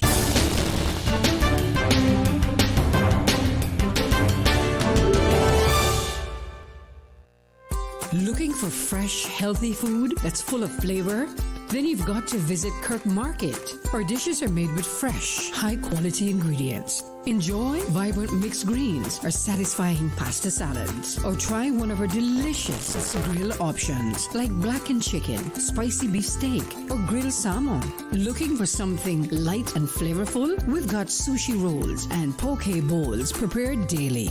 And don't forget to explore a hot bar or Billy Fresh salad at the salad bar. Stop by Kirk Market today for breakfast, lunch, or dinner and taste the difference. Eat well, live well with Kirk Market.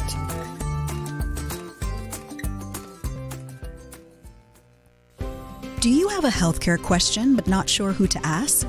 Contact HSA's Patient Call Center to speak to one of our experienced clinical team members. We are here to answer your questions and help guide you through your healthcare journey. Need to make an appointment? Our team can help. Contact HSA at 949-8600 or email info@hsa.ky. At HSA, we are committed to caring for you.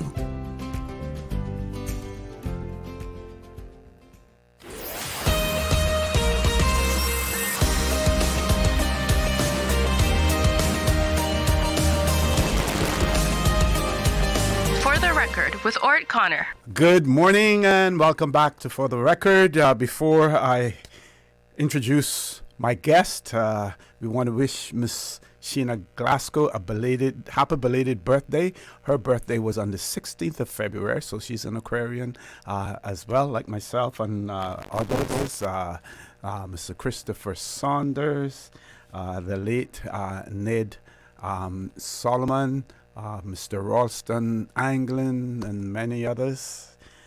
February people, good people, good people, Aquarians, as well. So, my pleasure to have in the studio with me this morning, and I had to double check with him to see whether or not he was Deputy Premier as well as Acting Premier, because we know that the Premier, Honourable Juliana O'Connor Connolly, was over at a CARICOM Heads of Government meeting in Barbados. So with that, I say welcome, good morning, welcome to For the Record, the Honourable Kenneth Bryan, Acting Premier of the Cayman Islands. Well, thank you so much, Mr. Connor, and thank you so much, Miss Susan. That's Miss Susan in the back? No, that's Paul. Paul, how you doing, big brother? And good morning to the Cayman listening audience and those who are viewing on YouTube. It's a pleasure to be here on the show. I know time's going to run out quickly because there's a lot of commercials. So just to quickly say that I'll be talking about three things, because I don't think I have much more time for that, and I'll answer some questions if you need. The Premier's travel, the red spot, the compulsory acquisition process from government, and my recent trips to Bahamas on behalf of the Cayman Islands. So first off, speaking about the current our current leader and where she's at. She's proudly representing us at the Global Leaders CARICOM conference, the heads of government who meet to discuss the things that are happening in our region, including things like education, climate resiliency, development within our region. It is the 48th regular meeting of the Conference of Heads of Government of the Caribbean, better known as CARICOM, and it's being held in Barbados. So I'm acting until she's back. She's back on Tuesday, and my prayers and thoughts are with her and her travels, particularly also our Cabinet Secretary, Samuel Rose, who's accompanying her. This is a very prestigious conference. All the heads of government are there. I had the privilege of seeing some of the pictures that was sent from the conference and some of the discussions with all our regional heads, Miss Mia Motley being the host, head of Jamaica and all the Caribbean islands, and also had His Excellency for Foreign Affairs and also the President of URSILA for Saudi Arabia, and Saudi Arabia Minister of State of Foreign Affairs. So there's a number of high-level dignitaries, definitely higher than the CTO, where I was the chairperson, where you had, this is head of state, I was the chairperson for the minister level. But as she always does, represents us proudly. That's to give everybody an update of where our leader is and what she's doing, making sure she represents Cayman's position on this. And I'm looking forward to her detailed report when she gets back, because like I was saying, some of the discussions were things like the climate resiliency and meeting the development goals for our region.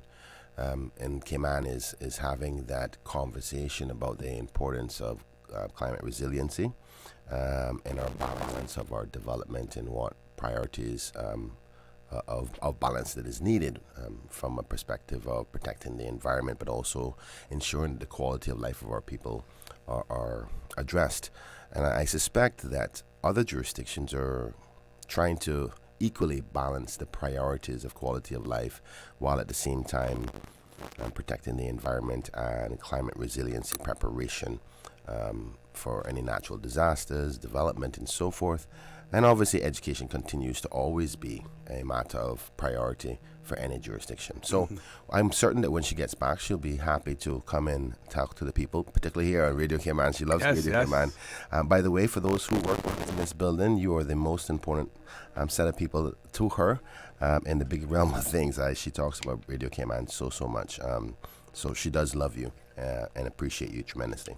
Can we say very quickly to our listening audience that if they have any questions or comments, send them in to us by WhatsApp 925-3261, because since the acting premier only has an hour and he has 3 particular issues that he wants to talk about, we probably won't have enough time to accommodate any callers. So please send in your questions via WhatsApp. Sorry about that. Thank you so much. I want to move now. So that was a quick update on the Premier's current status. I want to now address a comment about the red spot compulsory acquisition process that the government is going through. If this is the first time you're hearing it, red spot is a decades-old location where it has become culturally and historically known as a place for our fishermen to go and bring up their boats and sell fish from that location. I know it's been there longer than I've been alive, and I think some reports of our forefathers have been as much as 70 years. And as a result, there's been a process of trying to acquire the property for some 2 terms now. And the government has made the decision to take the necessary steps for compulsory acquisition after trying its best to discuss and negotiate with the current landowner to allow government to purchase it on the basis of protecting it for cultural and historical preservation. Though those discussions fell short and didn't get very far, but the government has done everything it possibly can, even offering way above market value for the property.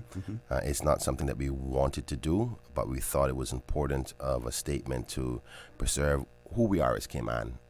So we're moving forward with that. But in so doing, and in the discussions in previous radio shows and publications, I was talking about some comments that were made on another online media, and sadly there's been persons who have been trying to mislead the public with comments, and I attributed that misleading practice to Miss Melanie Carmichael because on the storyline somebody was posting that the government is trying to do the compulsory acquisition purchase as a part of the extension of the cruise port. And it is 100% false, and I'm disappointed that the individual did so. And in so doing, I want to make an apology to Miss Melanie Carmichael, who the comment came under her post, but it wasn't a comment from her. Okay. Somebody was responding to her, and it seemed, if you look at the comment, it looks like it was her saying so, but it wasn't her. So, Miss Melanie, I do apologize for associating such a dishonest comment, the person who did make the comment, or suggestion, associating that to you. And the actual person who did post it was a Mark McDermott. And again, I'm highlighting. I really don't like to get into the nitpicking and comments and so forth, but this is being caught up now into the very sensitive and controversial discussion about the cruise pier. Now, I think we all know that there's a referendum coming up, and I want people to make their decision, whether for or against, on the basis of fact and truth. And for somebody to, and I think intentionally, I think they've done it intentionally, try to suggest that the government is acquiring the red spot, well-known Fisher's Bay spot on the basis of cruise pier, will obviously ignite some sensitivities in the public and say, oh no, we're not doing that, because they know the emotional connection to it. And I can confirm with the listening audience that when I saw this comment, I said, you know what, I think I need to bring this up with the governor and in cabinet. And I think I can be, I don't think this would be breaching any cabinet code or anything like that, but I have had conversations with the governor and the attorney general about the process of compulsory acquisition, and when it is acquired, that it be earmarked under public use for eternity, meaning that it won't just go into Crown land, and that the Crown land or any next government can just come and sell it and do something else for it. Because the purpose, and interestingly enough, the AG was reminding me the motion that went to Parliament that got a unanimous support, the basis upon which we are doing the compulsory acquisition within the whereas clauses of the motion spoke to the fact of doing it for that purpose. So no government can come and use that area Change for, that, for anything else. Yeah. Okay, we're going to go to a commercial break. But when we return, I'd like for you, if it is possible, and knowing quite well, based on what the some news publications have said, that the owner of that property is claiming that he will fight the government all the way to the Privy Council. So I know you want to be guarded in terms of whatever you say. But has a distinction been made between the government's desire to hold that land in perpetuity for the people of the Cayman Islands and the current owner of that property's idea of having it for use for the people of the Cayman Islands? And I'll find the exact quote that he makes in relation to that. What's the difference between the two other than the verbiage? Okay. If you could clarify that for us. Folks, please stay tuned for the record. We'll be back shortly.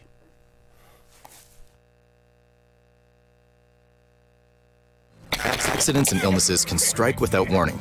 Ouch! When it comes to urgent care, every second counts. At Doctors Hospital, we have a dedicated team of experienced doctors and nursing staff available to you 24 hours a day, 7 days a week. Don't waste time in an overcrowded emergency room when you need urgent care. Whether it's a broken bone, a severe infection, or a sudden illness, trust in Doctors Hospital's unwavering dedication to providing the best immediate care. For complete urgent care when you need it the most, choose Doctors Hospital, located in Georgetown, 16 Middle Road.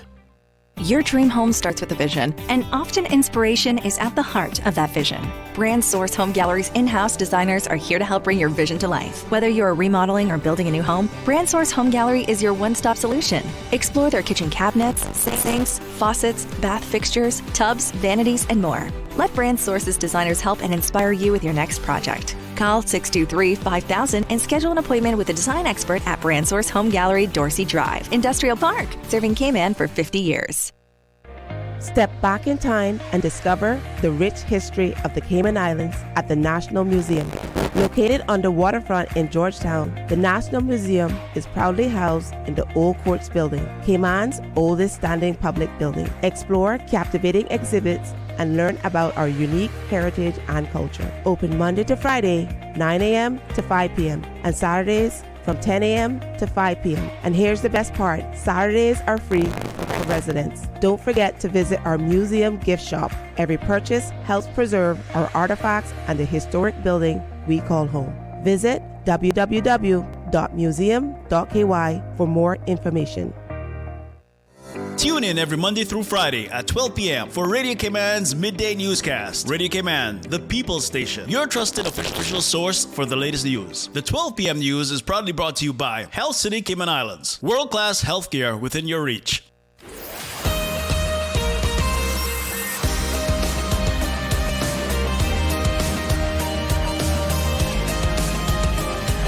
For the Record with Orrett Connor. Good morning. Welcome back to For the Record. In the studio with me, Acting Premier, Honorable Kenneth Bryan. We're discussing the proposal to, and actually it has been gazetted, the intention of the government to acquire the area known as Red Spot by through compulsory acquisition. Correct. Yeah, so I think you were asking a question right before the break for clarity. Maybe you want to repeat it one more time so the audience will understand the context. Right. The government's intention to acquire that property and hold it in perpetuity for the people of the Cayman Islands. And the current owner's idea that he wants to preserve it for the use of the people of the Cayman Islands. What's the difference between the two? And has he said why he doesn't want the government to have it? I haven't gotten into a lot of conversations individually, so I can't speak to his specifics. We try to leave it from an official perspective. But I acknowledge that there is comments suggesting that the intention was to leave it for the people. But that is contradicted by many attempts by the current owner having legal notifications to the persons who normally are selling fish to vacate the area.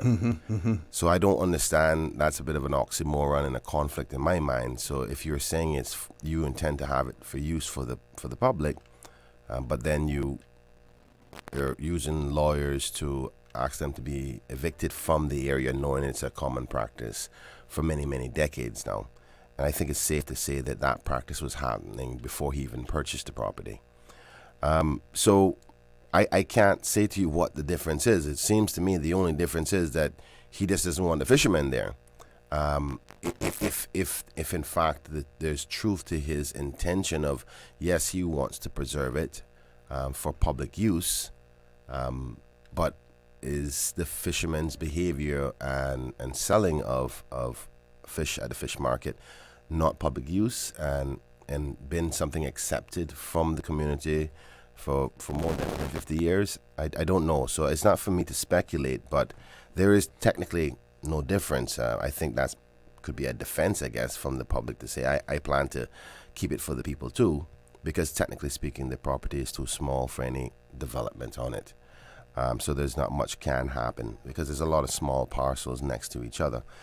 So I don't want to risk any further challenges in respect to it. So I'm not going to speak much more to it because of indications, like you said in the early part, the owner's intention to challenge it all the way to the Privy Council. And God forbid that my comments have any effect on the outcome. But I'll wrap up the red spot discussion by saying this. I see this compulsory acquisition being more than just red spot and the fishermen. This is a symbol of the preparation or our willingness to stand to protect what we know as Cayman Island, because we're losing it in every other capacity in so many different ways. And I mean, when you think about something as historical as that location and what we've been doing there, I wonder if would Georgetown actually be the same without the fishermen there? You know what I'm saying? So this is a protection of not just the fishermen, but what we are as Cayman, because we're losing it so fast. And if we're not prepared to stand up now, when are we going to be prepared to stand up? There's not going to be anything to stand up for. Exactly. So for me, and I don't want to call it a fight, because I think it comes with a negative connotation. I want to say that I'm prepared to stand, to be there for my people in this battle, in this challenge. I was really actually just hoping that the gentleman would understand the intent of what we're having here. I don't know. I don't want to suggest what's in his heart or in his mind. I can only read based on the actions or lack thereof. And my job is to represent my people and stand for them in respect to what they've asked me to do. And I do not hold back on that in any capacity. Now, there's some people who don't agree with this process, but I believe, trust me, 50 years from now, you would have wished you stood up and protected your country more. And I think we should have done a lot more of that previously. So that's my position on it. I'm just glad that the government and Parliament was willing to support this. It's not something that we took lightly. No member of Parliament wants to be in a compulsory acquisition perspective. But we have to start being prepared to stand for what we identify as Cayman. And I think this is definitely a symbol of that. So I'll leave it there. In respect to timing, I just recently got back from Bahamas, which I attended the Roots 2025 conference. And the conference is about where all the global airlines come together, particularly those that service the Caribbean region, come together to talk about future practices in the airline business, future developments. It's an opportunity for the islands to sit down with the major decision makers, with the airlines, to see if we can improve routes, change routes, talk about the different types of planes that are coming in on the market, talk about infrastructure that is needed in the various Caribbean islands, and also, like say for instance, that we're going to be making some improvements at the airport. What does that mean for the airlines that currently fly in? Does it mean that we can also have other airlines coming in? And one of the key ones that we're really, really interested in is those other airlines that fly directly from Europe nonstop to the Cayman Islands, so we can don't have all our eggs in one basket, because that 80% of our tourism business comes from North America. And we God forbid something happens in North America, and we don't have enough guests coming in from other jurisdictions to service our industry and those people who depend on it. So the changes and amendments to the runway will allow different airlines to fly directly into the Cayman Islands. Right now, we only have one source in, and that's to Bahamas on BA. With the runway extension, we'll be able to have flights directly from so many places, even as far as Germany. And it diversifies our product and not allow us to depend only on the North American market. And would the concentration be more on chartered flights as opposed to regular commercial flights? Well, no, most of it is commercial. But it doesn't limit chartered flights. I guess the model could improve or expand, particularly coming from Europe, because there is a lot of chartering coming from Europe. But we would stay with the main commercial ones, Virgin, British Airways, and some of the other European lines that most people don't know around this Caribbean region. But Barbados knows a lot of them because they get a lot of European travelers to Barbados. But we want to tap into that space as well to make sure we get some different kinds of guests, so we don't are not only reliant on one kind. Outside of that, I also attended, just after the conference was done, the very next morning, strategically all the ministers of tourism decided to extend 2 days onto that trip to have the CTO business meetings, where we have 4 of them every year as ministers of tourism, to talk about the tourism expansion, preparation, different trends and market analysis and so forth. So we met and spoke about that. We have talked about, the current administration in the U.S. and watching the space, because it can affect the travelers, which a lot of people depend on in the North American market, whether the trade situation will cause less money from the consumer to spend. If they have less money coming in, cost of living go up or whatever, it can have a serious ripple effect on our travelers. And if travelers are finding it difficult, then there's less of them coming. If their economy shoots up, then that's more of them coming. So we do analysis on those types of things politically as well. So those are the 3 main things I want to talk about today. And I always love to hear from the public. I was listening to the show earlier this morning with the elections official, Mr. Wesley, and his deputy, Ms. Glasgow. Really kind of exciting to know that we're going through the election. I was just saying, I was sitting in the car making my notes. I was like, oh yeah, I got to get that done. I got to get this done. And I was like, hoping my team is listening carefully. But I look forward. It's such, honestly, elections for me, I feel very proud, even when somebody's running against me or I'm running against somebody else, because it's the most honorable thing in the world is to have the opportunity to represent your people. And just the mere fact of the process of democracy and participation by my people is amazing. I love it. I think a lot of people are talking about voter turnout being low. I actually think the voter turnout is going to be higher than normal.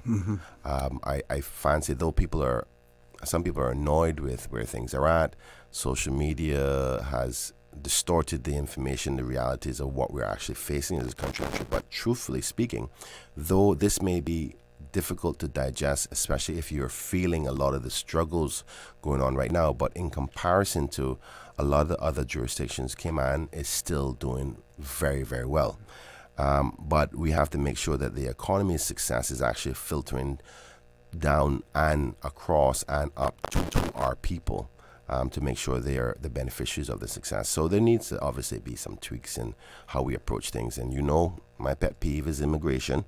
So I look forward to being a part of a group or a team or a government that will prioritize the rebalancing of our immigration process, because immigration itself has so many knock-on effects, from the economy to our way of life, the cost of living, working opportunities, our population growth, our traffic. All of that can be all tied to immigration. So I think that's going to be a big thing. So I'm excited about the next 2 months and see how it all comes about. Certainly. Okay, before we go to our commercial break, one of our listeners has written and said that there is a fundamental difference between, what the government proposes to do and what the current owner. The person says that even if the property is left in a trust by the current owner, there are no guarantees. He said the terms of the trust can be changed by the trustees. Government is the greatest guarantee that it will remain in perpetuity. So I want to thank that. I don't think I need to add more to that. Yes. Folks, we're going to take a commercial break. Don't forget, if you have any questions or observations for the acting Premier, Honorable Kenneth Bryan, please send them in to us via WhatsApp 925-3261. Please stay tuned for the record. We'll be back shortly. She hear clunk and our car stop. I was just about to send her some money, so I send it straight to her JN Money transfer card. It cost me less, and perhaps she use the card, pay the garage right away. She'll get discount through the JN Rewards program in Jamaica. This card make things easy. You can even get funds at any multi-link ATM. JN Money transfer card. Fast, affordable, convenient. Tell your loved ones in Jamaica about it. Sign up is free. Easter vacation is just around the corner, and Cayman Airways has added multiple extra flights to some of your favorite destinations, some of mine too. Look here, they got seats available now for booking on extra Easter flights between Grand Cayman and Kingston, La Ceiba, Miami, Cayman Brac, Little Cayman, and you can even catch a non-stop flight to Montego Bay for Easter. Check it out. You can visit CaymanAirways.com, contact a local travel agent, or call Cayman Airways reservations on 949-2311. And don't wait too long though, because these extra Easter seats always sell fast. Be sure to add your Sir Turtle Rewards number to your booking so you can earn more miles for more free trips this year. Well, I know where I'm going. I'll see you on board our uniquely Caymanian airline for Easter.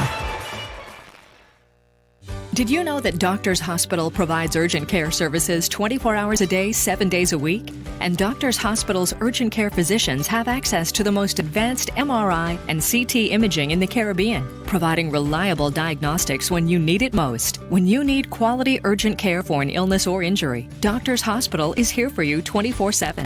Whether it's a migraine, chest or abdominal pain, shortness of breath, broken bones, or another urgent need, Doctors Hospital at the top of Walker's Road. Urgent care right now.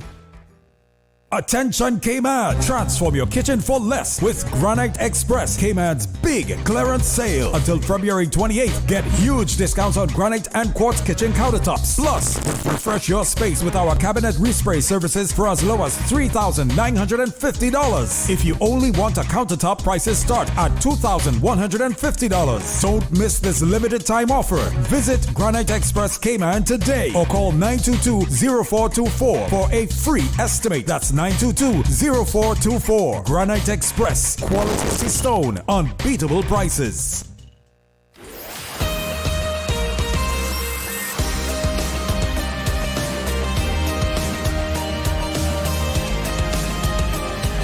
For the Record with Orrett Connor. Good morning and welcome back to For the Record. My pleasure to have in the studio with me Honorable Kenneth Bryan, who's the acting Premier in the absence of our Premier who is attending overseas meetings. Deputy Premier, Acting Premier, over to you. Thank you so much, Mr. Connor.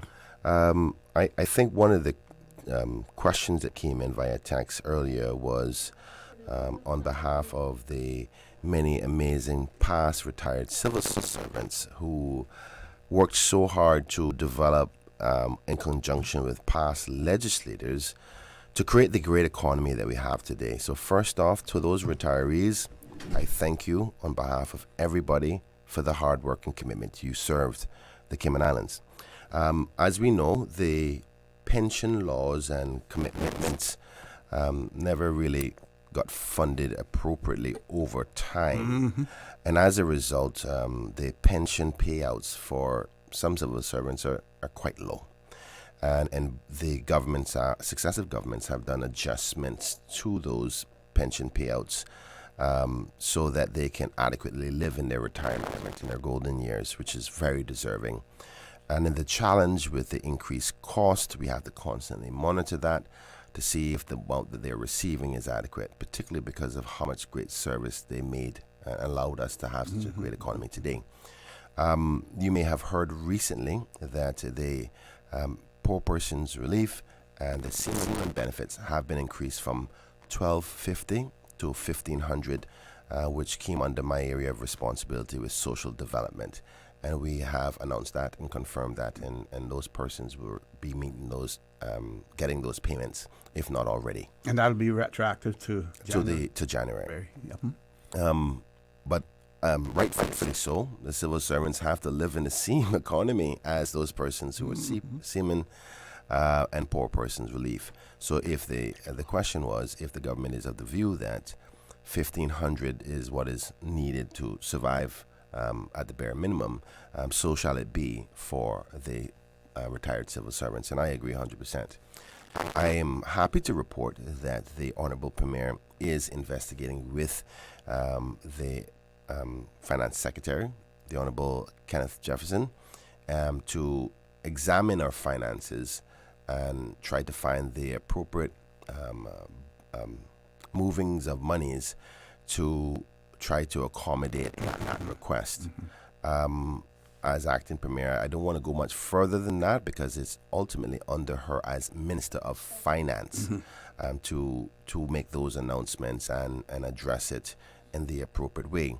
But I want to give those retired civil servants comfort to know that it's something that we want to do. And all indications are we're hoping that we will have the response from the Finance Secretary that will be meaningful, that we can make that announcement. And one would assume that if we are in a position to make that adjustment to the $1,500, it would be as we've done with the Seamen and Poor Persons Relief, to be retroactive to January. So this, I can only ask for your continued support and patience until the Premier is back, and she herself will be happy to make those announcements, I'm sure. So hopefully that answers the author's question in respect to it. Thank you very much for that. I think that you had another question came in about the bee. Yes. Everyone is curious to know about that. The bee in your campaign slogan, or yes. Well, it is on your posters. Right? Yeah, it is more than a campaign slogan. This is an ideology that myself and my committee of Georgetown Central people have come up with. So this is not about Kenneth and the re-election of Kenneth. We have decided that this is going to live on way past the elections and the politics of things. So when we started, and I say we because this isn't about just Kenneth, I have an amazing committee, new ones, old ones, and I want to take this opportunity to say I love you so much. Thank you for giving me so much of your time and your service and your commitment, not to me, but to us in our movement for the whole country. I wish sometimes I can just bring every one of them everywhere I go in my radio to see what I have a strong backup family that is working hard behind the scenes, that believe in our vision. And again, it's not Kenneth. I'm just the poster boy for the vision that we've built. So we built an ideology, a viewpoint with the bee. And when we started our campaign, you know that I was a part of the Progressives in 2013, and then we parted ways in 2015. And I then decided to run in 2017, upon which I won. And when we started that, our slogan was, and still is today, together we can make Cayman better. So again, focusing on together, better, and Cayman. And with my marketing background and journalism background, I always know that the first thing you want to do is create a symbol that represents your ideology, so you don't have to read a whole sentence. When you see it, you feel it, you know what it's about. And over the years, as I was thinking about it, I said that the one thing that represents exactly that the togetherness, they trying to work together to make things better, I thought of the bee. And I say we thought of the bee together. We collectively decided that this is going to be our symbol of our thought process and our viewpoints. Because the bee, interestingly enough, is the one insect that the world can't do without. It's said that if the bee population dies, so will the earth, because of the cross-pollination properties that it has. But also, if you think about the bee and how it works in its community, they work in harmony. And if you think about the hive and what they do, every bee has a responsibility, regardless if you're a bartender, a CEO, a lawyer, a doctor, a garbage man, a sweeper on the street, a maid, anybody. Everybody has a role. And if you think about the bees, you got the worker bees, you got the honey bees, you got the protector bees. Everybody has a role, but they all work together to make sure to protect the hive and make sure all persons are successful together. So the bee, for me, is what I think Cayman should represent itself as, because if we all work together, we all can make a great economy and make that sweet success of the honey symbolism within the bee perspective. And they always protect each other. And you can find other insects that are quite similar in that respect, but not quite like the bee, because the bee, you know that the saying Cayman kind. And it's because of our passive nature, our very welcoming nature. And if you think about the bee is one of those kinds of insects that will just buzz around their business, doing what they have to do, and they don't trouble anybody until they're threatened. And because of the stinger that they have, it's a one-time use. It's not like the hornet where it can just keep on stinging you over and over and over again. So just by the nature of their development, they can't go around troubling people, because after using that stinger once, you can't use it again. So, and it reminds me of our Cayman community, because we are very docile people. Sadly, in these days, we're having to respond more aggressively because we're feeling like we're under attack. And that reminds me of the beehive, because only if you trouble a beehive, trust me, they will come for you. And I'm starting to see a little bit of people rattling our hive a little bit. So the bee symbolizes what I believe is the togetherness that is necessary. And in our committee, we say we want to bring people into a family and become a bee, knowing that everybody has a role and we're all in this together to make Cayman better, to make that sweet honey, to make that sweet success, and nobody should be left behind no matter what you do, whether you're rich, you're poor, whether you're white, whether you're black, whether you're generational Caymanian, new Caymanian, whether you're Filipino Caymanian, Jamaican Caymanian, American Caymanian, English Caymanian, because we are all in this together. And if we all play our part, rightfully so, and look out for each other, Cayman can be better. So the symbol of the bee in our minds represents all of that, if you think about how the bee works. So I encourage everybody, come and be a part of our family and be a bee with us. So that's what it represents. Okay, we're going to take our last commercial break. You want to open up the phone lines now? Yeah, we can cover everything. So, Paul, we're going to open up the phone lines now. When we return from the commercial break, that'll be probably for about 12 minutes or so. I'm sure that the queues will be filled. We're going to just ask everyone to please be as brief as possible so that we can accommodate as many callers as possible. Please stay tuned for the record. We'll be back shortly.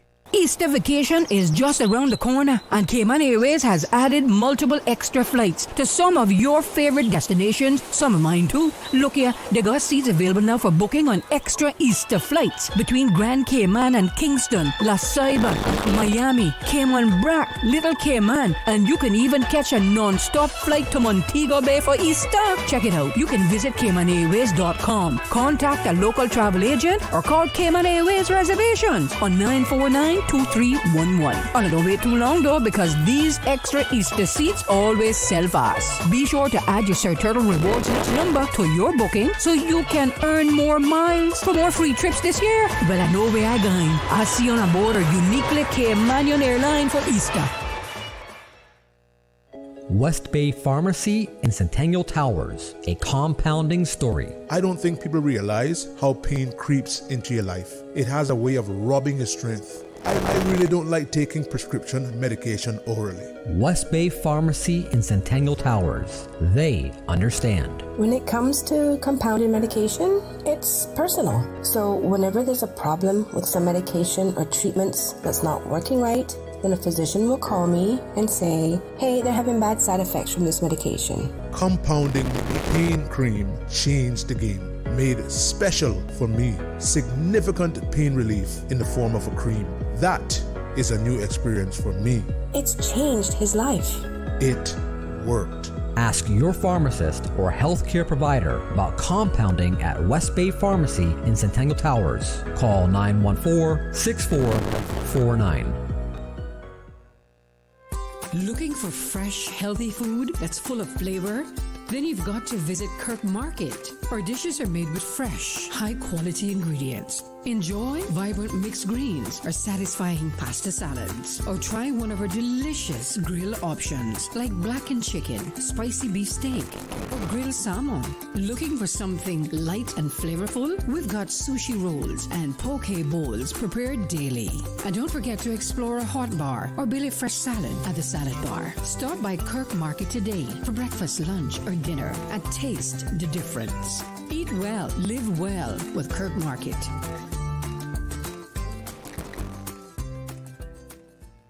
At Kirk's Home Center, we can make your life much better. We got it all together. We got a great deal in store for you.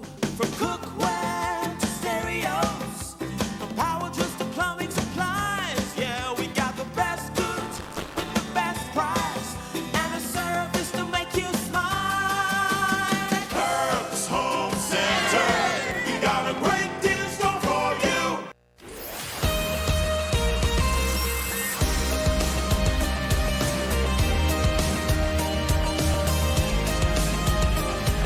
For the Record with Orrett Connor. Good morning and welcome back to For the Record. We're in the last leg of the show this morning with the acting premier of the Cayman Islands, Honorable Kenneth Bryan. We're going to grab the callers. WhatsApp caller first. We're asking everyone to please be as brief as possible. We're trying to accommodate as many callers as possible. Caller, good morning. Welcome to For the Record.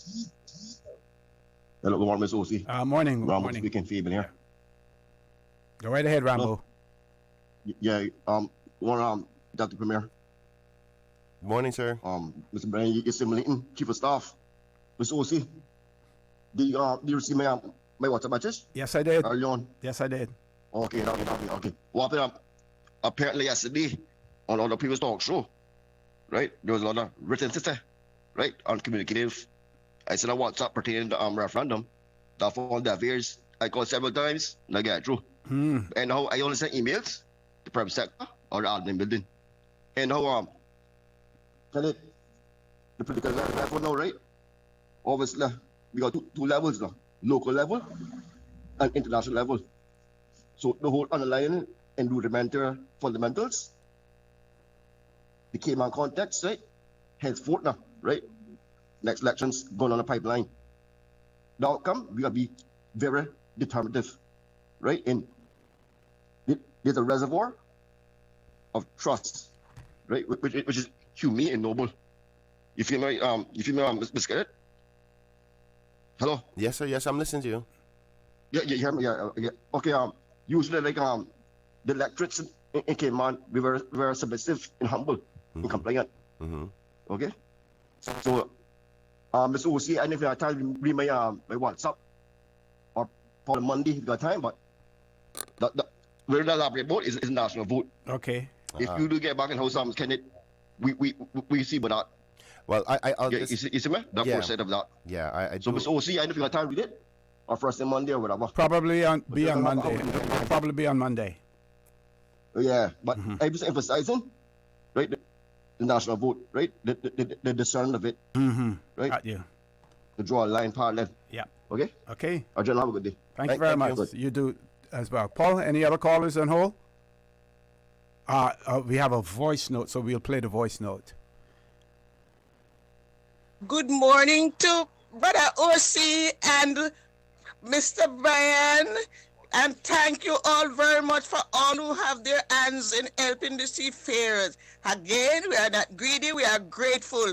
This morning we are so happy. I am going to supermarket this morning with a different list.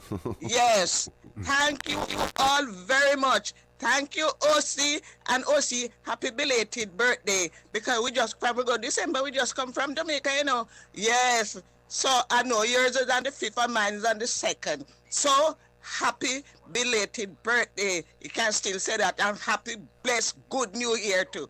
And thank you all very much for helping out all the seafarers. I'm going to supermarket with a new list this morning. You know. You know me talk. We're always talking. And give God thanks.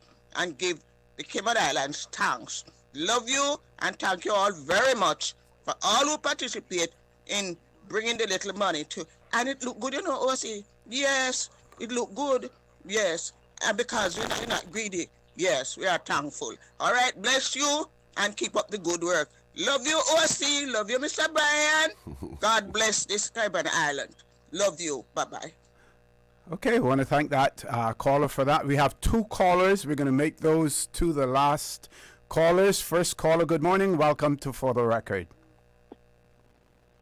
Good morning, OC. Good morning. How are you? Is the sound coming in any better now? Thanks for sharing that information with us earlier. Yeah, no problem. It sounds clear on the radio, but watching it on YouTube, it has a every time you like say the last word or something, it sounds like something's crushing. I don't know. But it's on the phone. It's clear. Okay. Yeah, our engineers are aware of that, and they're going to be working on that later. Thank you very much. No problem, OC. No problem. Morning there, Minister. Good morning, Uncle Albert. How you doing? I'm okay, my nephew. I'm good. Love you still, and God bless you with what you're doing. Thank you. You're making some valuable points there this morning with the doc, and I was glad to hear that you brought back in the conversation about the airport. I was doing some surveying some days ago and doing different measurements of different runways throughout the Caribbean, especially Bahamas. We know that we can't compare with Cuba because Cuba has a 12,000 feet runway. But to know that Georgetown needs, and I support you very strongly on that runway has to be extended for the purpose of safety first. And the way that I look at it, and I did it from a aerial view, is if that runway could be extended, the way that they should do it is move the road, extend it down towards. I know they're gonna be a whole uproar about that if they shut that cricket field, but somewhere in that area could be their turnaround for the aircraft, and in the sound, once they permit the dredging in the sound to be sturdy enough for the runway to be put on top of that, you can go into the sound another 2,000 feet. That will give the runway the distance that it needs for these larger aircraft to land safely without having to throw on too much reverse thrust. And I have a fire service background, so that's how I can explain that type of thing. Also with the port, I support you 100% with the port. And when I went into Cozumel, the first time I went into Cozumel on Carnival, I happened to be on the side where the ship was docking, and I outlooked how they lay out those piers. And it's the simple concept of what they've done. it wasn't nothing to destroy anything, and part of those pilings become reef habitats for fish because the coral grow on the cement and the fish feeds off of that. And they talk about destroying this and destroying that. No, it's not going to destroy anything, and I'm supportive of you with that. For that to be, if that be erected in Georgetown, it would be a beautiful thing to know that people are having a safe way of travel when they get to the Cayman Islands, because that's what we need. We need people coming here and giving good reports back to their people and to their cruise companies, saying that they had a safe voyage. They didn't have to worry about being bumped and mashed against a pier or anything else. These are the things that we need to look forward to. It's not going to trouble where the fishermen fish, because the piers can go on an angle and cause the fishermen to come in where they have to come in.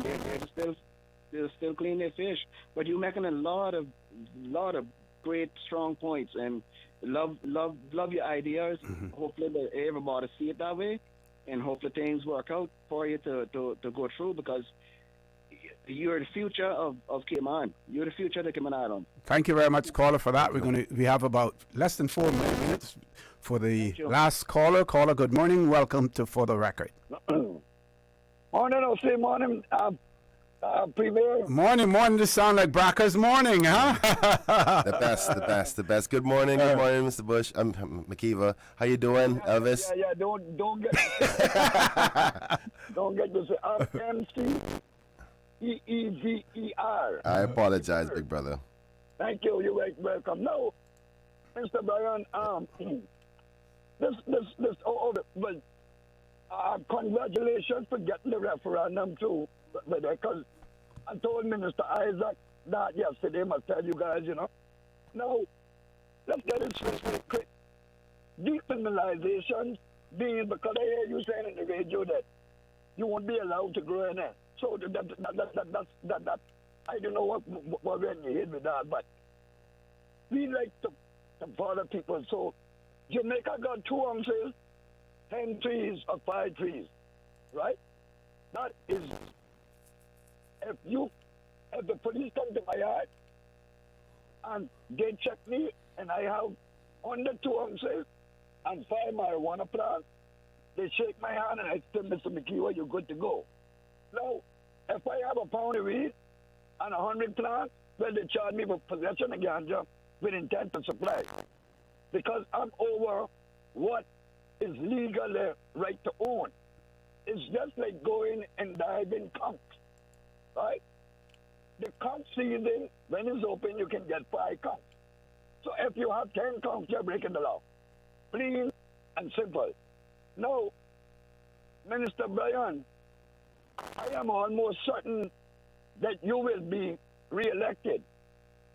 Now, whether the ganja would fall high or not, would you still take it? Because I don't see why freeing up something that is killing our young people, not even regional. It's the police record. And we using that against them. You see, Minister Brian, you do not know how the Cayman Islands is orchestrated to suppress the young ones to bring in foreign workers. It is designed. And you know something? Everybody just going with the design. You mean all of the time that we don't see this happening? We don't. That was something. Everybody, see, now we're talking about Donald Trump. You got less than a minute left. Yeah, less than a minute. What is it that we just done a raid, right? In one area in Javed, 9 illegals. Why we can't put something together and clear up our country? We got thousands of illegal people here. Thousands. So clean it up. Mr. Brian? Yes, sir. I wish you all the best. And remember, hey, I'm like the mosquitoes. We come in seasons. Thank you very much. Thank you very much, caller. Minister, give you an opportunity.